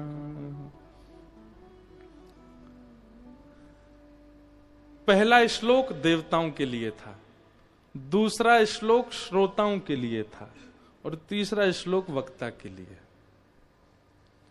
आप लोगों ने दूसरे श्लोक में अपनी भावनाएं, अब ये तीसरा हमारे लिए है। तीसरे में क्या कह रहे हैं, बोले निगम कल्प तरोर गलितम फलम। बोले तुम्हारे सामने क्या रखा है, बोले निगम कहते हैं वेद को, वेद रूपी कल्प वृक्ष का पका हुआ फल तुम्हारे सामने है। हे व्यास जी, हमको भागवत जी कह रहे हैं कि वेद रूपी कल्प वृक्ष का पका हुआ फल, मतलब ऋग्वेद, यजुर्वेद, सामवेद, अथर्ववेद, इन चारों का रस एक फल में है, और वो है श्रीमद् भागवत। यदि आप भागवत जी का श्रवण करते हैं तो ऋग, यजुर, साम, अथर्व, चारों वेदों का रस आपको आ गया।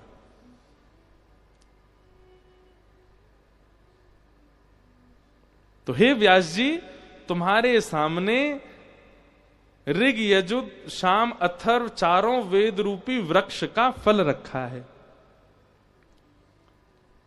तो बोले इनको क्या करो, बोले सुख मुखाद अमृत द्रव्य संयुतम। भागवत जी के बगल में आप देखेंगे कौन बैठे हैं, सुखदेव जी, एक तोता के रूप में बैठे हैं, दिखाई दे रहे हैं इधर वालों को, सुखदेव जी।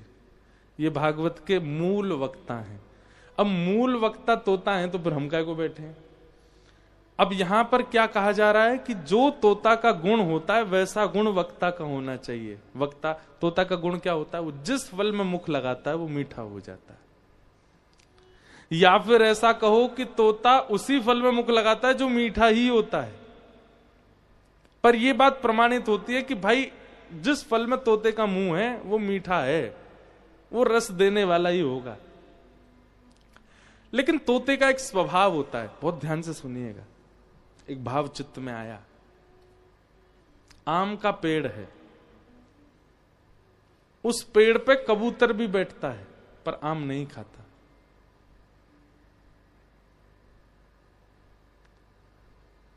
उस पेड़ पर चील भी बैठती है पर आम नहीं खाती। उस पेड़ पर बहुत सारे पक्षी बैठते हैं पर आम नहीं खाते। लेकिन उसी वृक्ष पर तोता बैठ जाए तो तोता बाहर मुख नहीं करेगा, भीतर की तरफ जाएगा, घने उस वन वृक्ष के भीतर जाएगा, अपनी दृष्टि से अच्छे वाले आम को ढूंढेगा और उस अच्छे वाले आम के पास जाकर के अपनी चोंच लगाएगा और उसके रस को पिएगा। कहने का अभिप्राय, ये व्यासपीठ एक वृक्ष है, यहां कबूतर बन के मत बैठो। कबूतर का स्वभाव क्या होता है, वो सदैव दूसरे कबूतर या कबूतरनी जो होती हैं उनको ही ढूंढता रहता है। मतलब वक्ता इस व्यासपीठ पर बैठ करके बहुत फॉलोअर्स की कामना ना रखे, बहुत शिष्य बन जाएं मेरे, बहुत मेरे अनुयायी हो जाएं, बहुत मेरे श्रोता हो जाएं, ऐसी कामना ना रखे। जैसा एक कबूतर करता है। आम के वृक्ष पर एक चील भी बैठती है पर आम नहीं खाती। चील क्या करती है, मांस ढूंढती है, आम के वृक्ष का सहारा लेती है पर पेट की तपन बुझाने के लिए मांस ढूंढती है। मतलब वक्ता इस व्यासपीठ का सहारा ना ले अपने उदर भरण के लिए या अपने परिवार पोषण के लिए। ठीक है, एक दक्षिणा तो नियमित रूप से दी जाती है वक्ता को, पर वह दक्षिणा निश्चित या फिर वह ना हो तो मैं कथा ना कहूं, ऐसी भावना नहीं होनी चाहिए। चील बन के ना बैठे, कबूतर बन के ना बैठे, तो क्या बन के बैठे, बोले तोता बन के बैठे। बाकी की चीजों को नजरअंदाज कर दे, दक्षिणा को नजरअंदाज करे, लोगों को नजरअंदाज करे, सामने रखे हुए फल को देखे और तोते के भांति मुख लगावे, उसके रस को स्वयं भी लेवे और स्वयं लेकर के जितने लोग सामने बैठे उनको भी वह रस पिला दे।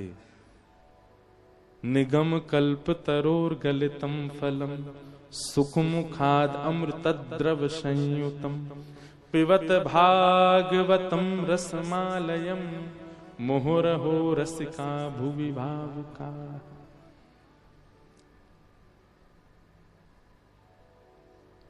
भागवत के व्यासपीठ का आश्रय किसी अन्य साधन के लिए ना करे। एक जिम्मेवारी रखे वक्ता कि सामने अगर 5 लोग भी बैठे हैं तो इन 5 की जिम्मेवारी मेरी है कि इनको भगवत स्वरूप का दर्शन होना चाहिए, इनके दोष नष्ट होने चाहिए। इस जिम्मेवारी से कथा कहे और वो तभी संभव होगा जब वो सुख बन के बैठेगा।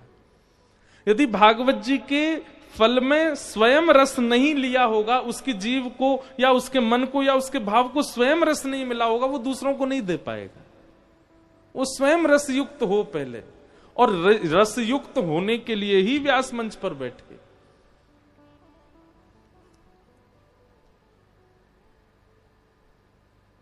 पिबत भागवतम रसमालयम मुहुरहो रसिका भुवि भावुका।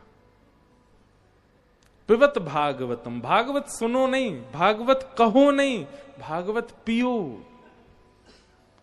पिबत, यहां पीने का प्रयोग इसलिए किया गया कि पी हुई वस्तु असर दिखाती है। डिहाइड्रेशन हो गया हो तो पानी पियो, ठीक हो जाओगे। मदिरा पी लो, तुरंत आपकी चाल ढाली बता देगी पी के आए हो। दूध पी लो, छाछ पी लो, दही पी लो, लगातार पीते रहो, कुछ दिन में आपका जो शरीर है वो ये बता देगा हाँ भाई दूध पीते हो, बढ़िया। मतलब पी हुई वस्तु असर दिखाने लगती है, आपकी अंग प्रत्यंगों से ही दिखने लग जाता है कि आप कुछ सेवन करके आए हो। ठीक वैसे ही कथा आपके अंग से छलके प्रकट हो, दिखे, अनुभव हो जाए सामने वाले को कि कुछ तो है इनके पास। लोग बाग क्या करते, कथा तो सुनते हैं पर उनके अंग प्रत्यंगों से कभी अनुभव नहीं होता कि ये कभी सत्संगी भी रहे होंगे। आपके अंगों से, आपके व्यवहार से, आपकी चाल ढाल से सामने वाले को ये प्रस्तुत हो जाए कि नहीं आप सत्संगी हो।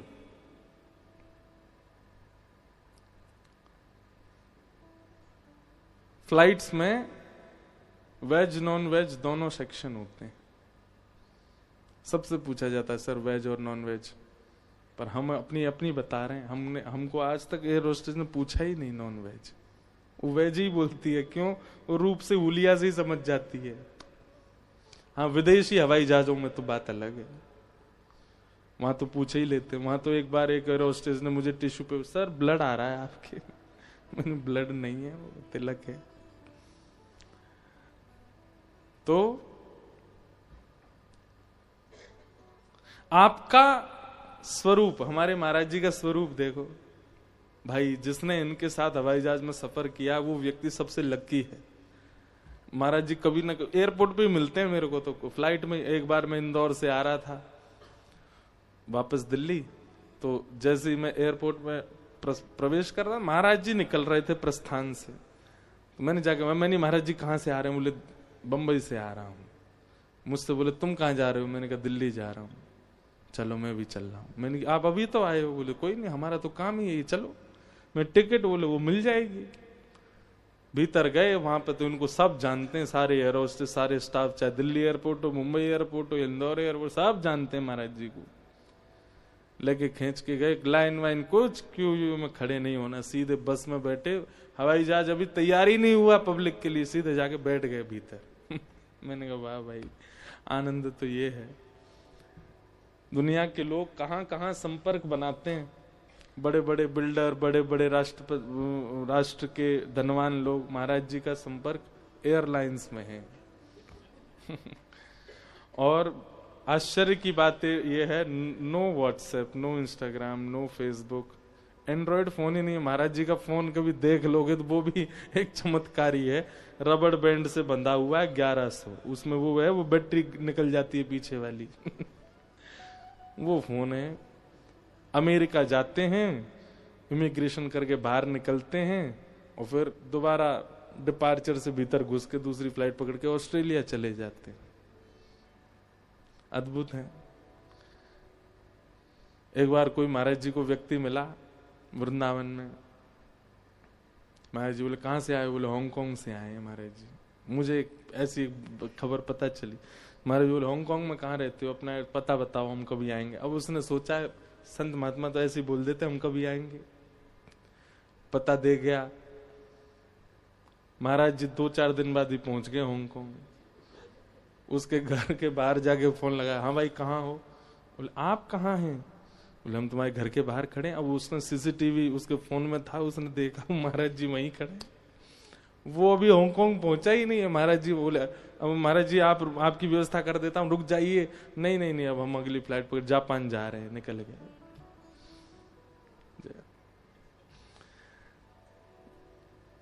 अब संसारी लोग इसको नहीं समझ पाएंगे शायद, पर दुनिया के लोग पेड़ के नीचे भजन करते हैं, नदी के तट पे भजन करते हैं, हिमालय पे भजन करते हैं, ब्रज में भजन करते हैं। महाराज जी आकाश में भजन करते हैं, तो इसलिए हवा में ही रहते हैं।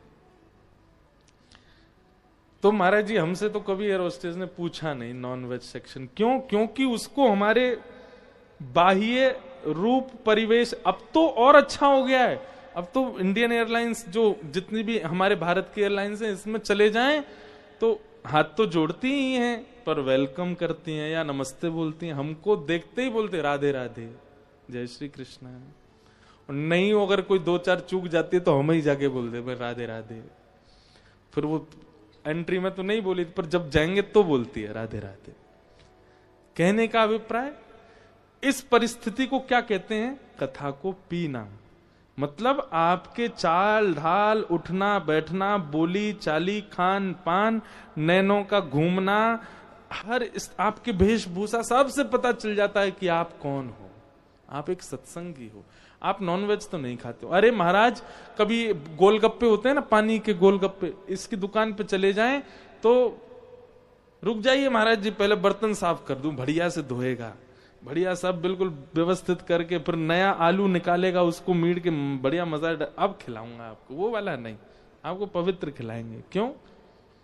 बाकी लोगों को देख करके भाई मर्सिडीज BMW से उतरने वालों को भी पवित्र खिला देते, पर उसकी भावना में क्या आया कि नहीं, ये व्यक्ति वो ज्यादा सत्संगी नहीं होगा, लेकिन उसको केवल उपस्थिति मात्र से यह अनुभव हो गया कि ये पवित्र हैं और इनको पवित्र ही देना है।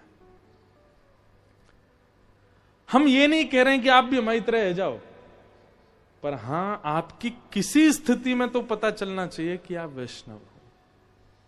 आपका कोई व्यवहार तो ऐसा हो जो आपका परिचय देता हो। आपको एक बात आप सुनिएगा मेरी बहुत ध्यान से, इतने लोगों से आप सब लोग मिलते हैं, कामी व्यक्ति का परिचय हो जाता है, लोभी व्यक्ति का परिचय हो जाता है, ईर्ष्यालु व्यक्ति का परिचय हो जाता है, क्रोधी व्यक्ति का परिचय, 2 मिनट आप उससे बात करो, आपको परिचय हो जाएगा कि इसका कैसा व्यवहार है। लेकिन आप यहां 2 दिन से कथा सुन रहे हो, चलिए जाइए रोड पे, मैं पीछे कैमरा वाले भेजता हूं, कोई आपको पहचान जाए कि आप वैष्णव हो, कथा सुनते हो, आपसे परिचय नहीं हो पाएगा। क्यों? क्योंकि हम सुन रहे हैं, पी नहीं रहे। पिएंगे तो वो दिखने लगेगा, आपकी व्यवहार बोली में वो आने लग जाएगा। लोग बाग आपसे कहने लग जाएंगे कथा का असर हो गया भाई आप पे, अब आपका विचार व्यवहार बदल गया।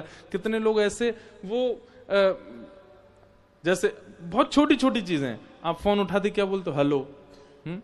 लेकिन आप फोन उठाते बोलते हैं कुछ भी भगवान नाम, हरिओम बोलो, जय श्री कृष्ण बोलो, जय श्री राधे बोलो, जय श्री राम बोलो, राम राम बोलो।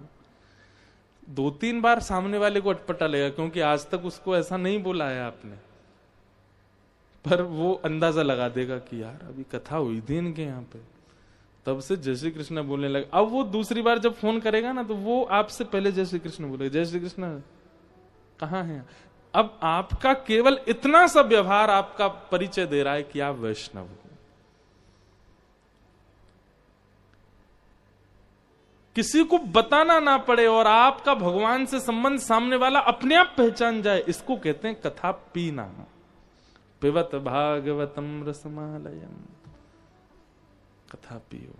कोई पिए रे पियाला राम रस का, कोई पिए रे पियाला राम रस का, कोई पिए रे पियाला कृष्ण रस का, कोई पियो रे पियाला कृष्ण रस का, कोई पिए रे पियाला राम रस का, कोई पियो रे पियाला राम रस का।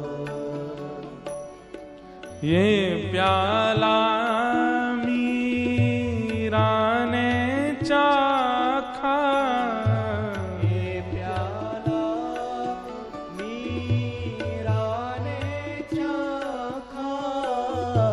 ये प्याला मीरा ने चाखा, ये प्याला मीरा ने चाखा, सफल बनाई काया,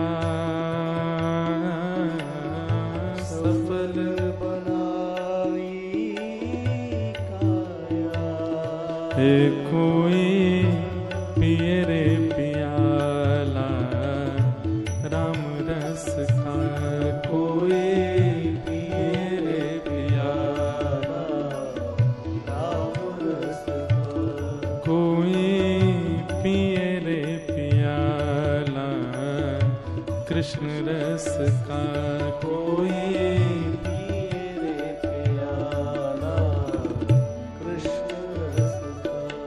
ओ ये प्याला सूरदास ने चाखा, ये प्याला सूरदास ने चाखा, बिन नैन हरि को पाया, बिन नैन हरि को पाया। नयन बिन हरि को पाया, नयन हरि को पाया। हो कोई पिए रे पियाला कृष्ण रस का, कोई पिए रे पियाला कृष्ण रस का। हाँ कोई पिए रे पियाला राम रस का, कोई पिए रे पियाला। करताल बजा के गाओ, जय हो।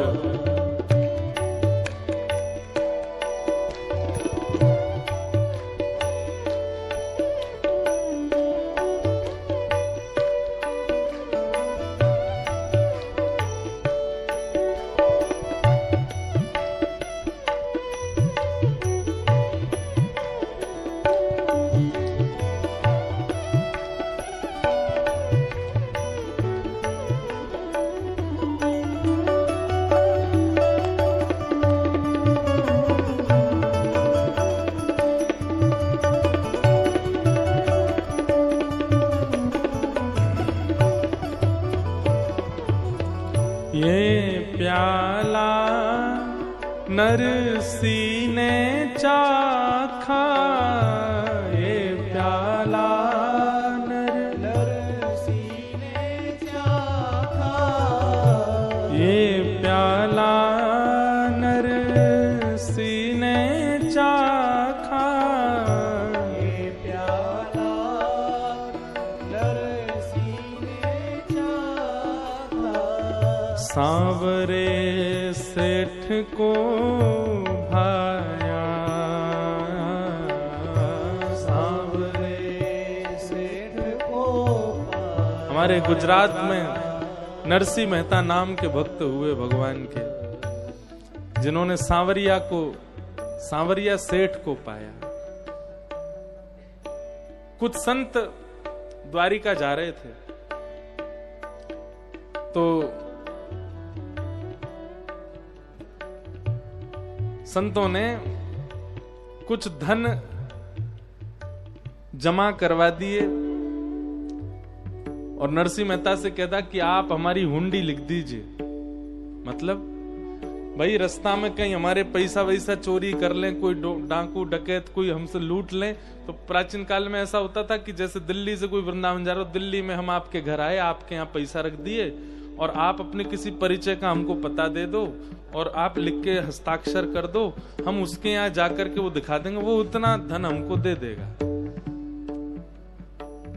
नरसिंह मेहता के गांव से कुछ संत निकल रहे थे, पूछे भैया कोई हुंडी लिखवा दो। तो किसी ने कहा बोले इस गांव में तो एक ही धनवान है। बोले कौन? नरसिंह मेहता। जबकि नरसिंह मेहता ऐसे नहीं थे, नरसिंह मेहता तो बड़े दीन थे। किसी ने मजाक में या फिर कहें कि प्रतिस्पर्धा में नरसिंह मेहता का नाम बोल दिया। संत महात्मा पहुंच गए नरसिंह मेहता के पास, बोले हमारी हुंडी लिख दो। नरसिंह मेहता बोले महाराज मैं कहां से हुंडी लिखूं? बोले नहीं आप लिख सकते हो, किसी ने आपका परिचय दिया, आप ही लिखोगे। बोले कहां जा रहे हैं आप लोग? बोले हम द्वारिका जा रहे हैं। वहां आपका कोई परिचित है तो आप हमसे ये धन ले लीजिए, हुंडी लिख दीजिए, वहां जाकर के हम उतना धन ले लेंगे। द्वारिका का नाम सुना, अगर किसी और नगर का नाम लेते तो नरसिंह मेहता मना कर देते, पर द्वारिका का नाम सुनते बोले हाँ, संसार में मेरा कोई परिचित नहीं है, एक ही परिचित और वो द्वारिका में ही रहता है, एक ही परिचित है। कौन? सांवरिया सेठ। मैं मना कैसे कर दूं कि मेरा कोई परिचित नहीं है वहां? संतों ने पूछा आपका कोई परिचित है द्वारिका में? मना कैसे करें कि नहीं है? बोले हाँ है। तो लिख दीजिए हमारी हुंडी। बोले लेकिन मैं कैसे बताऊं कि मैं अगर लिख दूंगा तो वहां कैसे मिलेगी आपको? अब ये यहां कहीं ना कहीं भगवान के प्रति जड़ भाव आ जाता ना। भगवान तो चैतन्य है ना नरसिंह मेहता के, चलते भी हैं, फिरते भी हैं, बोलते भी हैं, बैठते भी हैं। अब नरसिंह मेहता ये कैसे कह दे कि भाई मैं हुंडी लिख तो दूंगा, पर ठाकुर जी तो मंदिर में रहते हैं, वो कैसे बाहर आएंगे? नरसिंह मेहता की भक्ति से तो ठाकुर जी आते हैं बाहर। अंत तो गत्वा नरसिंह मेहता ने धन ले लिया, हुंडी लिख दी। गुजरात में लोग गाते हैं, हो मारी हुंडी स्वीकारो महाराज रे, सामड़ा गिरधारी। लिख दिया नरसिंह मेहता ने, और संत महात्मा नाचते गाते हुए खेलते हुए पहुंच गए द्वारिका। अब नरसिंह मेहता चिंता कर रहे हैं कि वहां कौन मिलेगा उनको। हे द्वारिकाधीश, मैंने जितने विश्वास से हुंडी लिखी है उतने विश्वास से लाज बचा ले। संत महात्मा जैसी द्वारिका पहुंचे, द्वारिका जाकर के बोले, भैया यहाँ कोई सांवरिया सेठ है? द्वारिका में सब बोले, कोई सांवरिया सेठ नहीं है यहाँ पे। कौन, कहाँ आ गए हो आप लोग? यहाँ कोई सांवरिया सेठ नहीं, कोई सेठ ऐसा नहीं जो हुंडियां देता हो। संत रोने लगे गोमती जी के तट पे, अरे हम ठग लिए, हमारा पैसा ले लिया।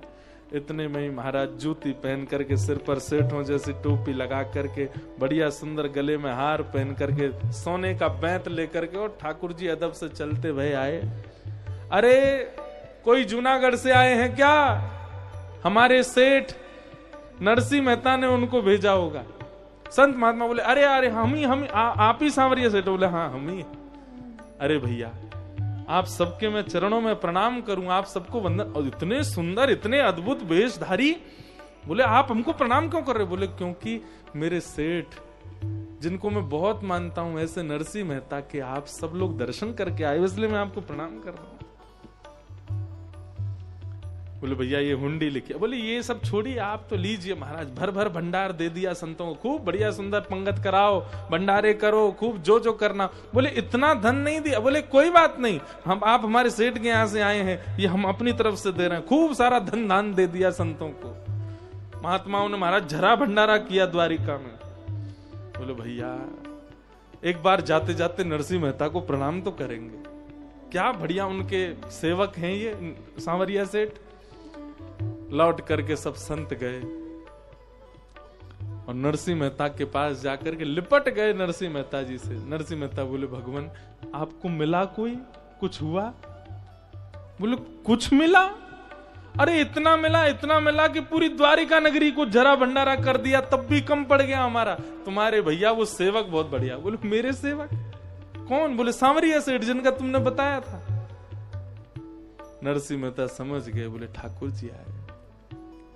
बोले वो हमारे चरणों में गिर गए कि तुम हमारे सेठ नरसिंह मेहता के यहां से आए हो। नरसिंह मेहता को सुन के बहुत पीड़ा हुई। नरसिंह मेहता बोले रूप बता दीजिए कैसा था? बोले ऐसी टोपी पहन रखी थी, बढ़िया हाथ में सोने का बैंत था, आहा ऐसे जड़ाउदार जूतियां थी, ऐसे वस्त्र थे, आदि आदि। सुन सुन के नरसिंह मेहता रोते जा रहे।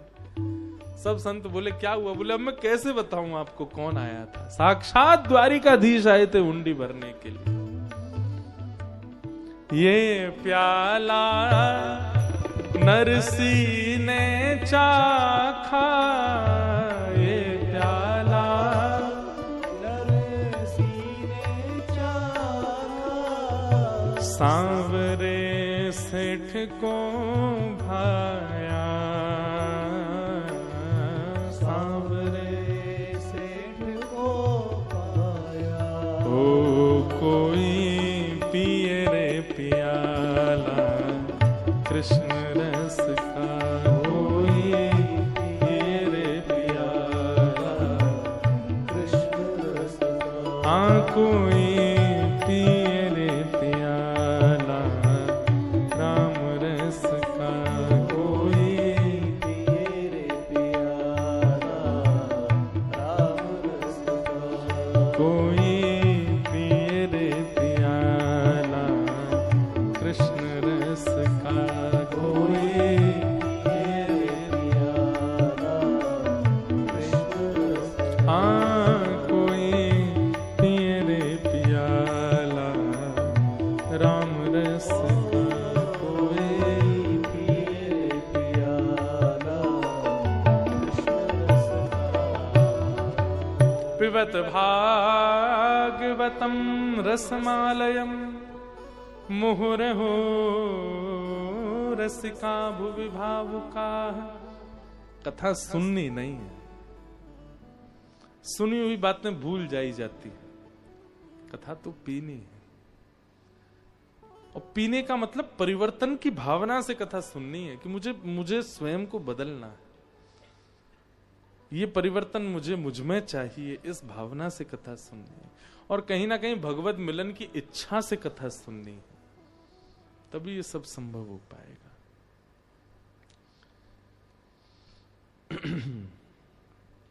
पिबत भागवतम रसमालयम मुहुर्हो रसिका भुवि भावुका।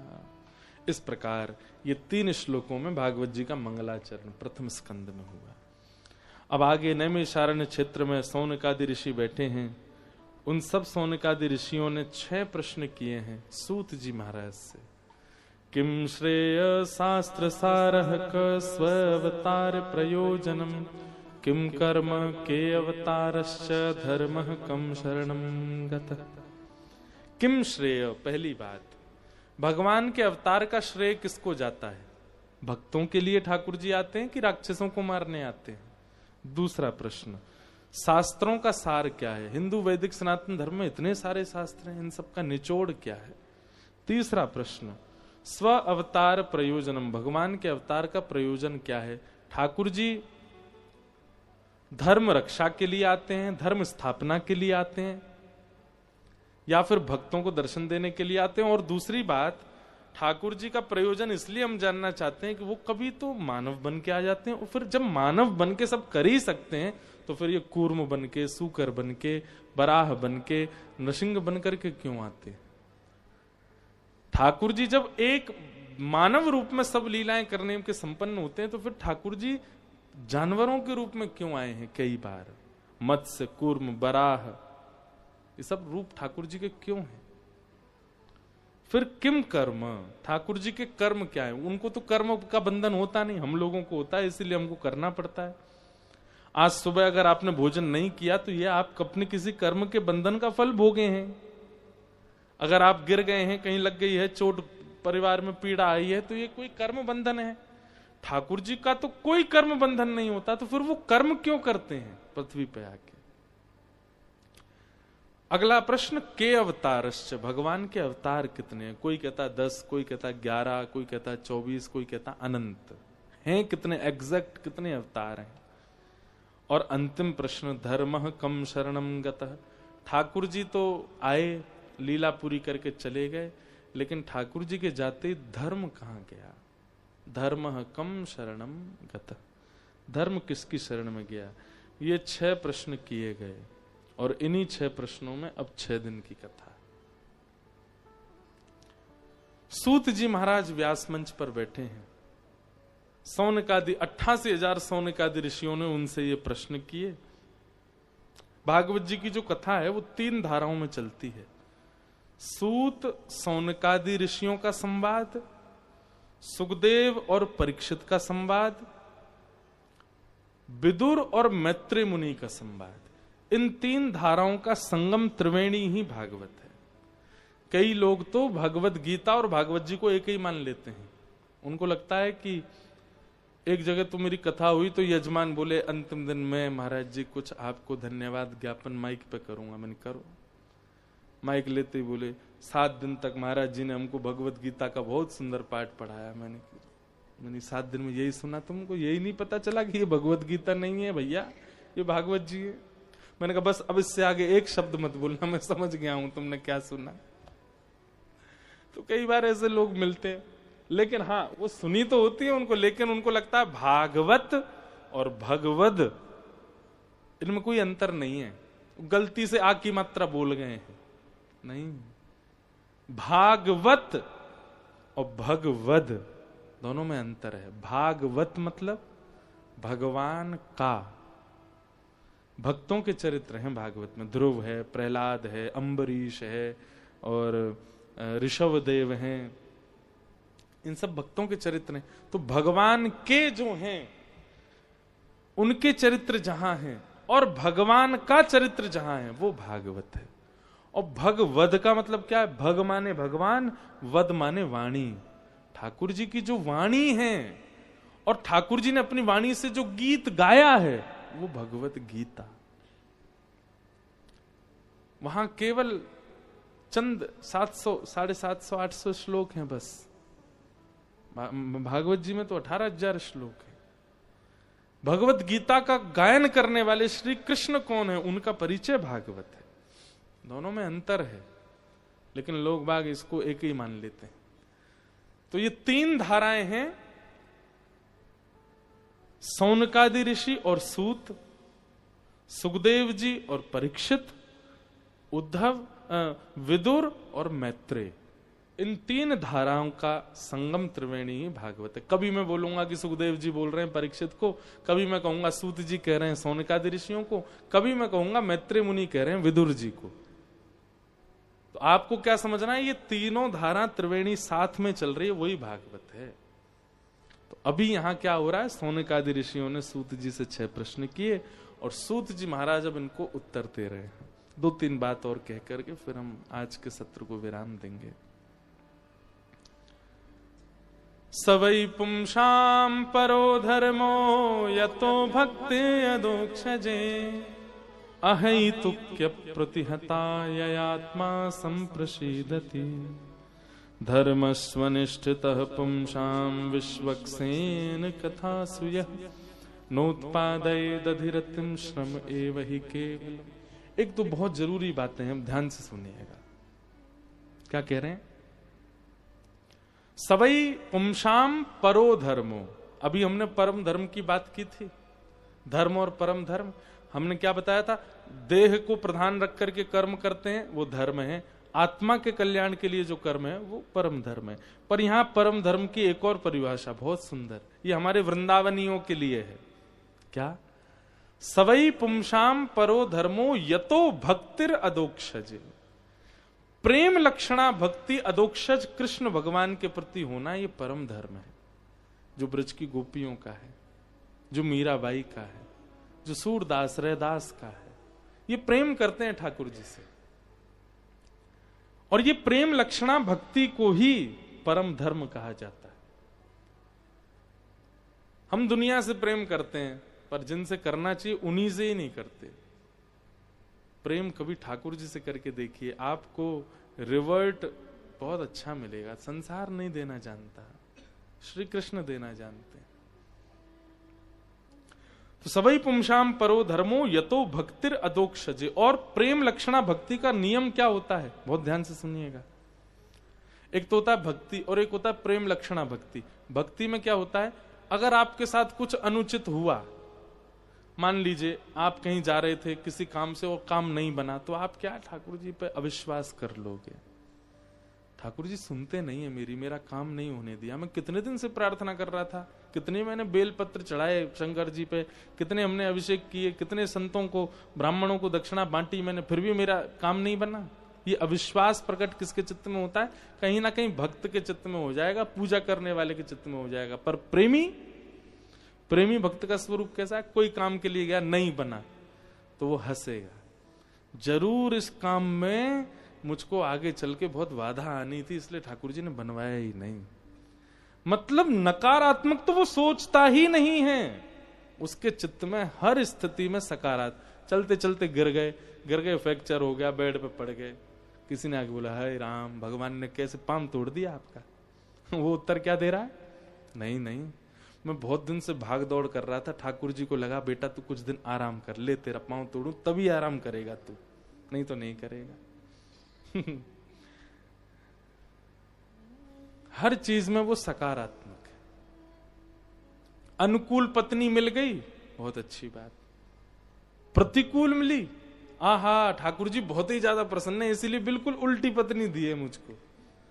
क्यों, बोले अनुकूल होती तो इससे भी प्रेम हो जाता मुझको, लेकिन प्रतिकूल दिए तो इसके पक्ष का प्रेम भी ठाकुर जी को ही जाएगा, इसीलिए प्रतिकूल दे रहे। मतलब वो नेगेटिव तो सोच ही नहीं सकता।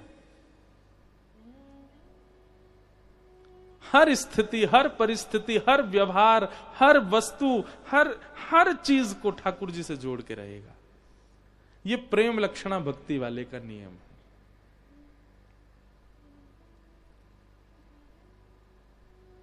नहीं तो नकारात्मक सोचने वाले तो छींक आ गई, अभी मत जाओ, पानी पियो पहले।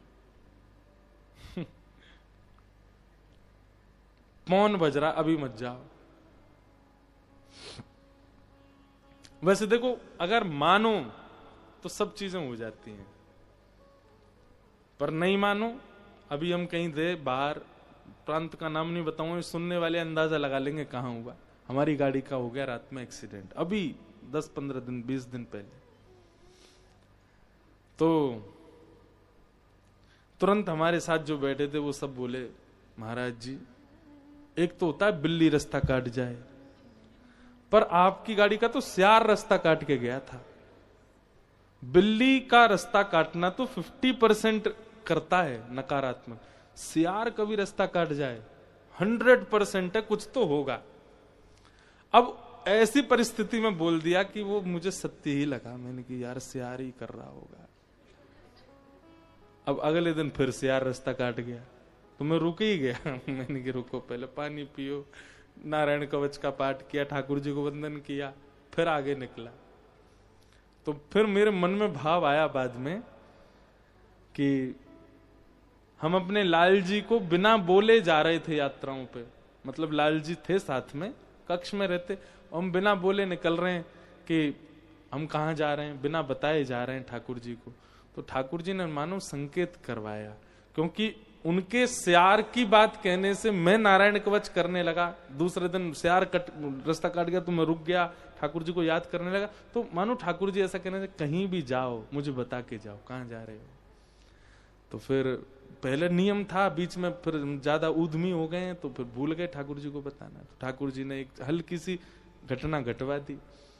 अब फिर वही हो गया, अब ठाकुर जी को बता के जाते हैं, ठाकुर जी इतने बजे का हमारा हवाई जहाज है, इतने बजे उड़ेंगे, इतने बजे खजुराहो पहुंचेंगे, वहां ये सब क्रिया करेंगे, इतने बजे वहां से वापस आएंगे, आते ही आपसे मिलने का प्रयास करूंगा, लेट हो गया तो सीधे मंच पे जाऊंगा। अब ये बता के आते हैं तो सब निर्विघ्न रहता है। तो आपकी एक एक स्थिति पॉजिटिव बन जाए, इसी को कहते हैं प्रेम लक्षणा भक्ति। 2 रोटी खाते थे, अब 1 पे आ गए, नजर लग गई है मुझको। मैं अभी गैदरिंग में गया था ना, वहां नजर लग गई है, 1 ही रोटी का मन हो रहा है। कई लोग ऐसे भी होते हैं, बल्कि ये विचार क्यों नहीं कर रहे कि नहीं ठाकुर जी अब कह रहे हैं कि भाई अन्न देखो, 2 चीजों से आयु घटती है, एक तो बहुत बोलने से और एक बहुत खाने से। इन 2 चीज से आयु घटती है। आप कहोगे महाराज जी फिर आपकी कितनी बची होगी, है? लेकिन एक बात हम आपको चमत्कार की बताएं, कथा कहना इसको मौन ही माना जाता है, इसको बोलना नहीं माना जाता। हम जितनी देर आपको कथा सुना रहे हैं उतनी देर मेरा मौन ही काउंट होगा। बोलना कब माना जाता है, जब वो व्यवहार और संसार की चर्चा में चला जाए, उतनी देर बोलना माना जाता। तो बोलने से और खाने से, इसलिए व्रत भी 2 ही हैं, अन्न व्रत और मौन व्रत। 2 चीजों को परहेज दो ताकि आयु बढ़े। तो ठाकुर जी ने अन्न कम करवा दिया तो नजर नहीं लगी है। ठाकुर जी कह रहे हैं लाला ने अपनी उम्र बचा ले, थोड़ा कम खा, इसलिए 1 में ही पेट भर रहा है। तो नकारात्मक नहीं, सकारात्मक हर स्थिति में सोचना, यह प्रेम लक्षणा भक्ति है और यही परम धर्म है। लो, पिछली जो हमने परिभाषा बताई उसको भूल जाइए, इसको याद रखिए। हर स्थिति को सकारात्मक मान करके जीना, यही परम धर्म है। मेरे साथ जो हो रहा है, जो भी हो रहा है, वो सब ठाकुर जी कृपा करके कर रहे हैं। चाहे वो भलाई है चाहे वो बुराई है, सब ठाकुर जी कृपा कर रहे हैं। अगर मेरा सब छूट जा रहा है तो भी ठाकुर जी की कृपा, और बहुत मिल जा रहा है तो भी ठाकुर जी की कृपा। ऐसी स्थिति जिसकी हो जाए, परम धर्म का निर्वहन कर रहा है वो व्यक्ति।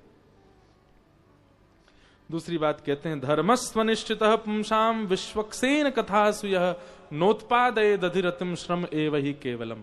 इसका बहुत सुंदर अर्थ है, बस इसके बाद हम कथा विराम देंगे। कहते हैं आपने अनुष्ठान किया, आपने व्रत किया, आपने नियम किए, आपने सोमवारों के व्रत किए, आपने वो आते हैं श्रावण के व्रत किए, आपने खूब बेलपत्र चढ़ाए, खूब माताओं की चौकी करवाई, खूब सारे नियम कानून सबका पालन किया, धर्म में जितने हैं सब कुछ ठाकुर जी ने स्वीकार किया। इसका क्या प्रमाण है आपके पास? इसका प्रमाण क्या है?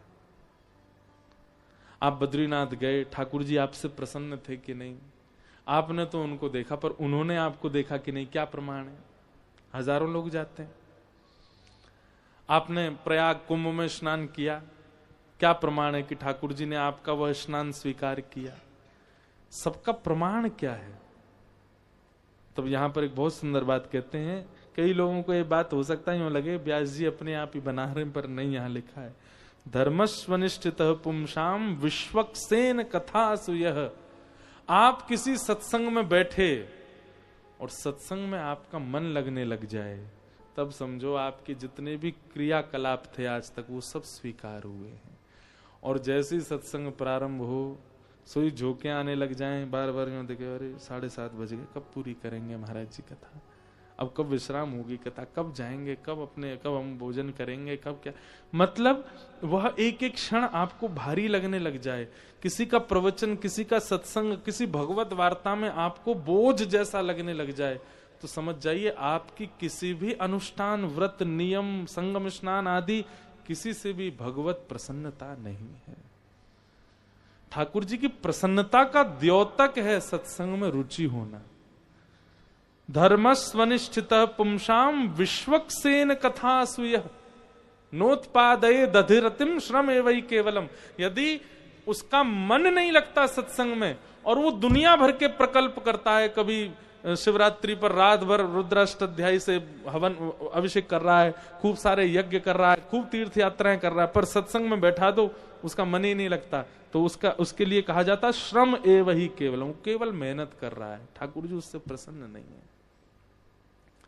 ठाकुर जी की प्रसन्नता का द्योतक है आपकी कथा में, सत्संग में रुचि।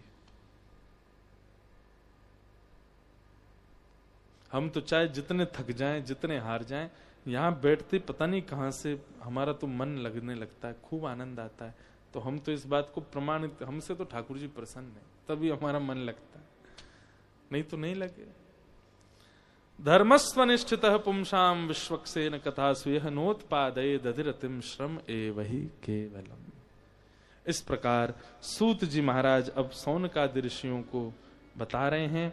आगे बंधुओं, अब भागवत जी की रचना कैसे हुई, क्यों हुई, ये सारे प्रकल्प बताए गए। फिर भागवत जी को परीक्षित को कैसे सुनाई गई, सुखदेव जी ने सुनाई, आदि आदि सब कल महाभारत के प्रसंग और रहेंगे।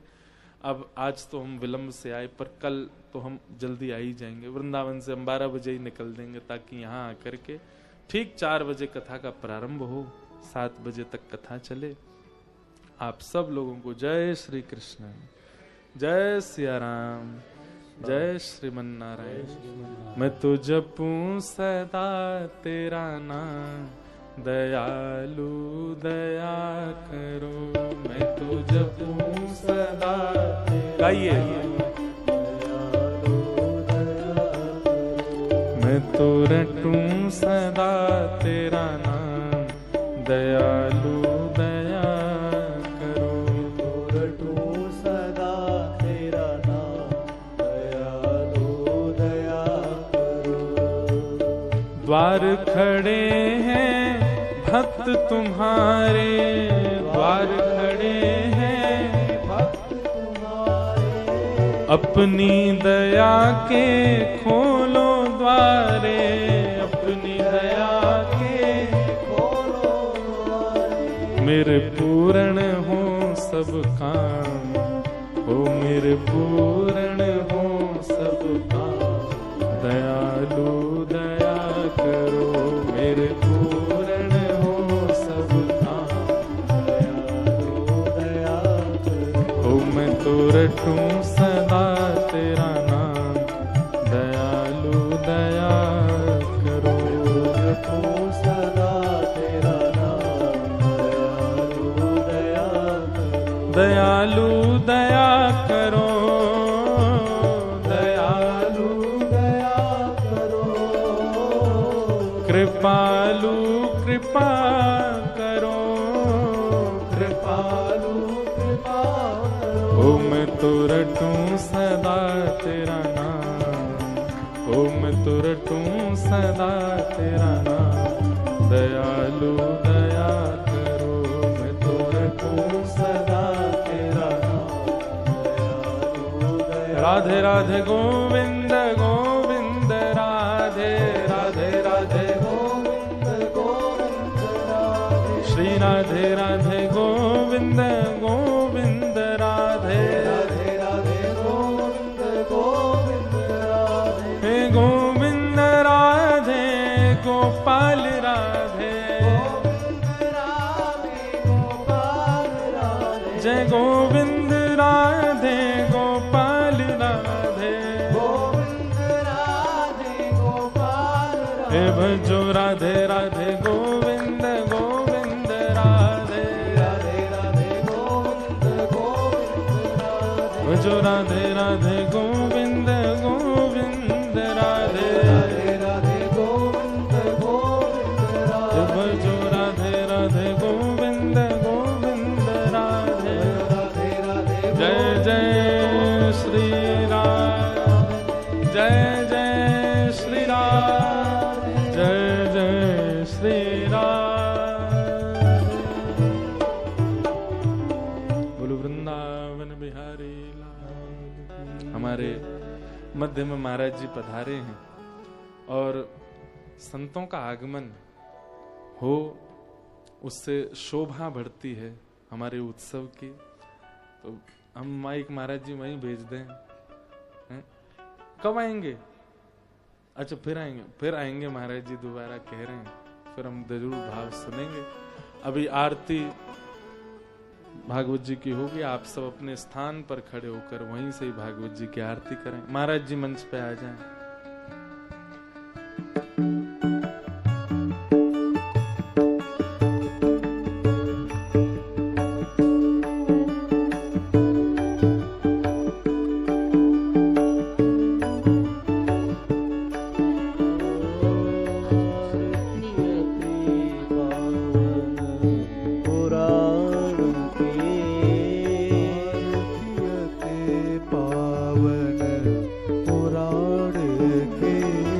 धर्म भक्ति विज्ञान खान के। धर्म भक्ति विज्ञान खान के। महापुराण भागवत निर्मल सुख मुख विगलित निगाम कल्प फल परमानंद सुधारस में लीला रस रस निधान की आरती पावन पुराण के। विषय विलास विमोह विनाशिनी। विषय विलास विमोह विनाशिनी। विमल विराग विवेक विकासिनी। भगवत तत्व रहस्य प्रकाशिनी। परम ज्योत परमात्म ज्ञान की आरती अति पावन पुराण के।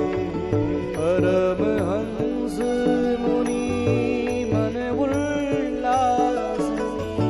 परमहंस मुनि मन उल्लासिनी।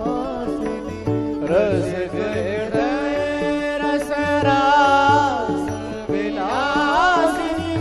मुक्ति मुक्ति रति प्रेम सुदासिनी।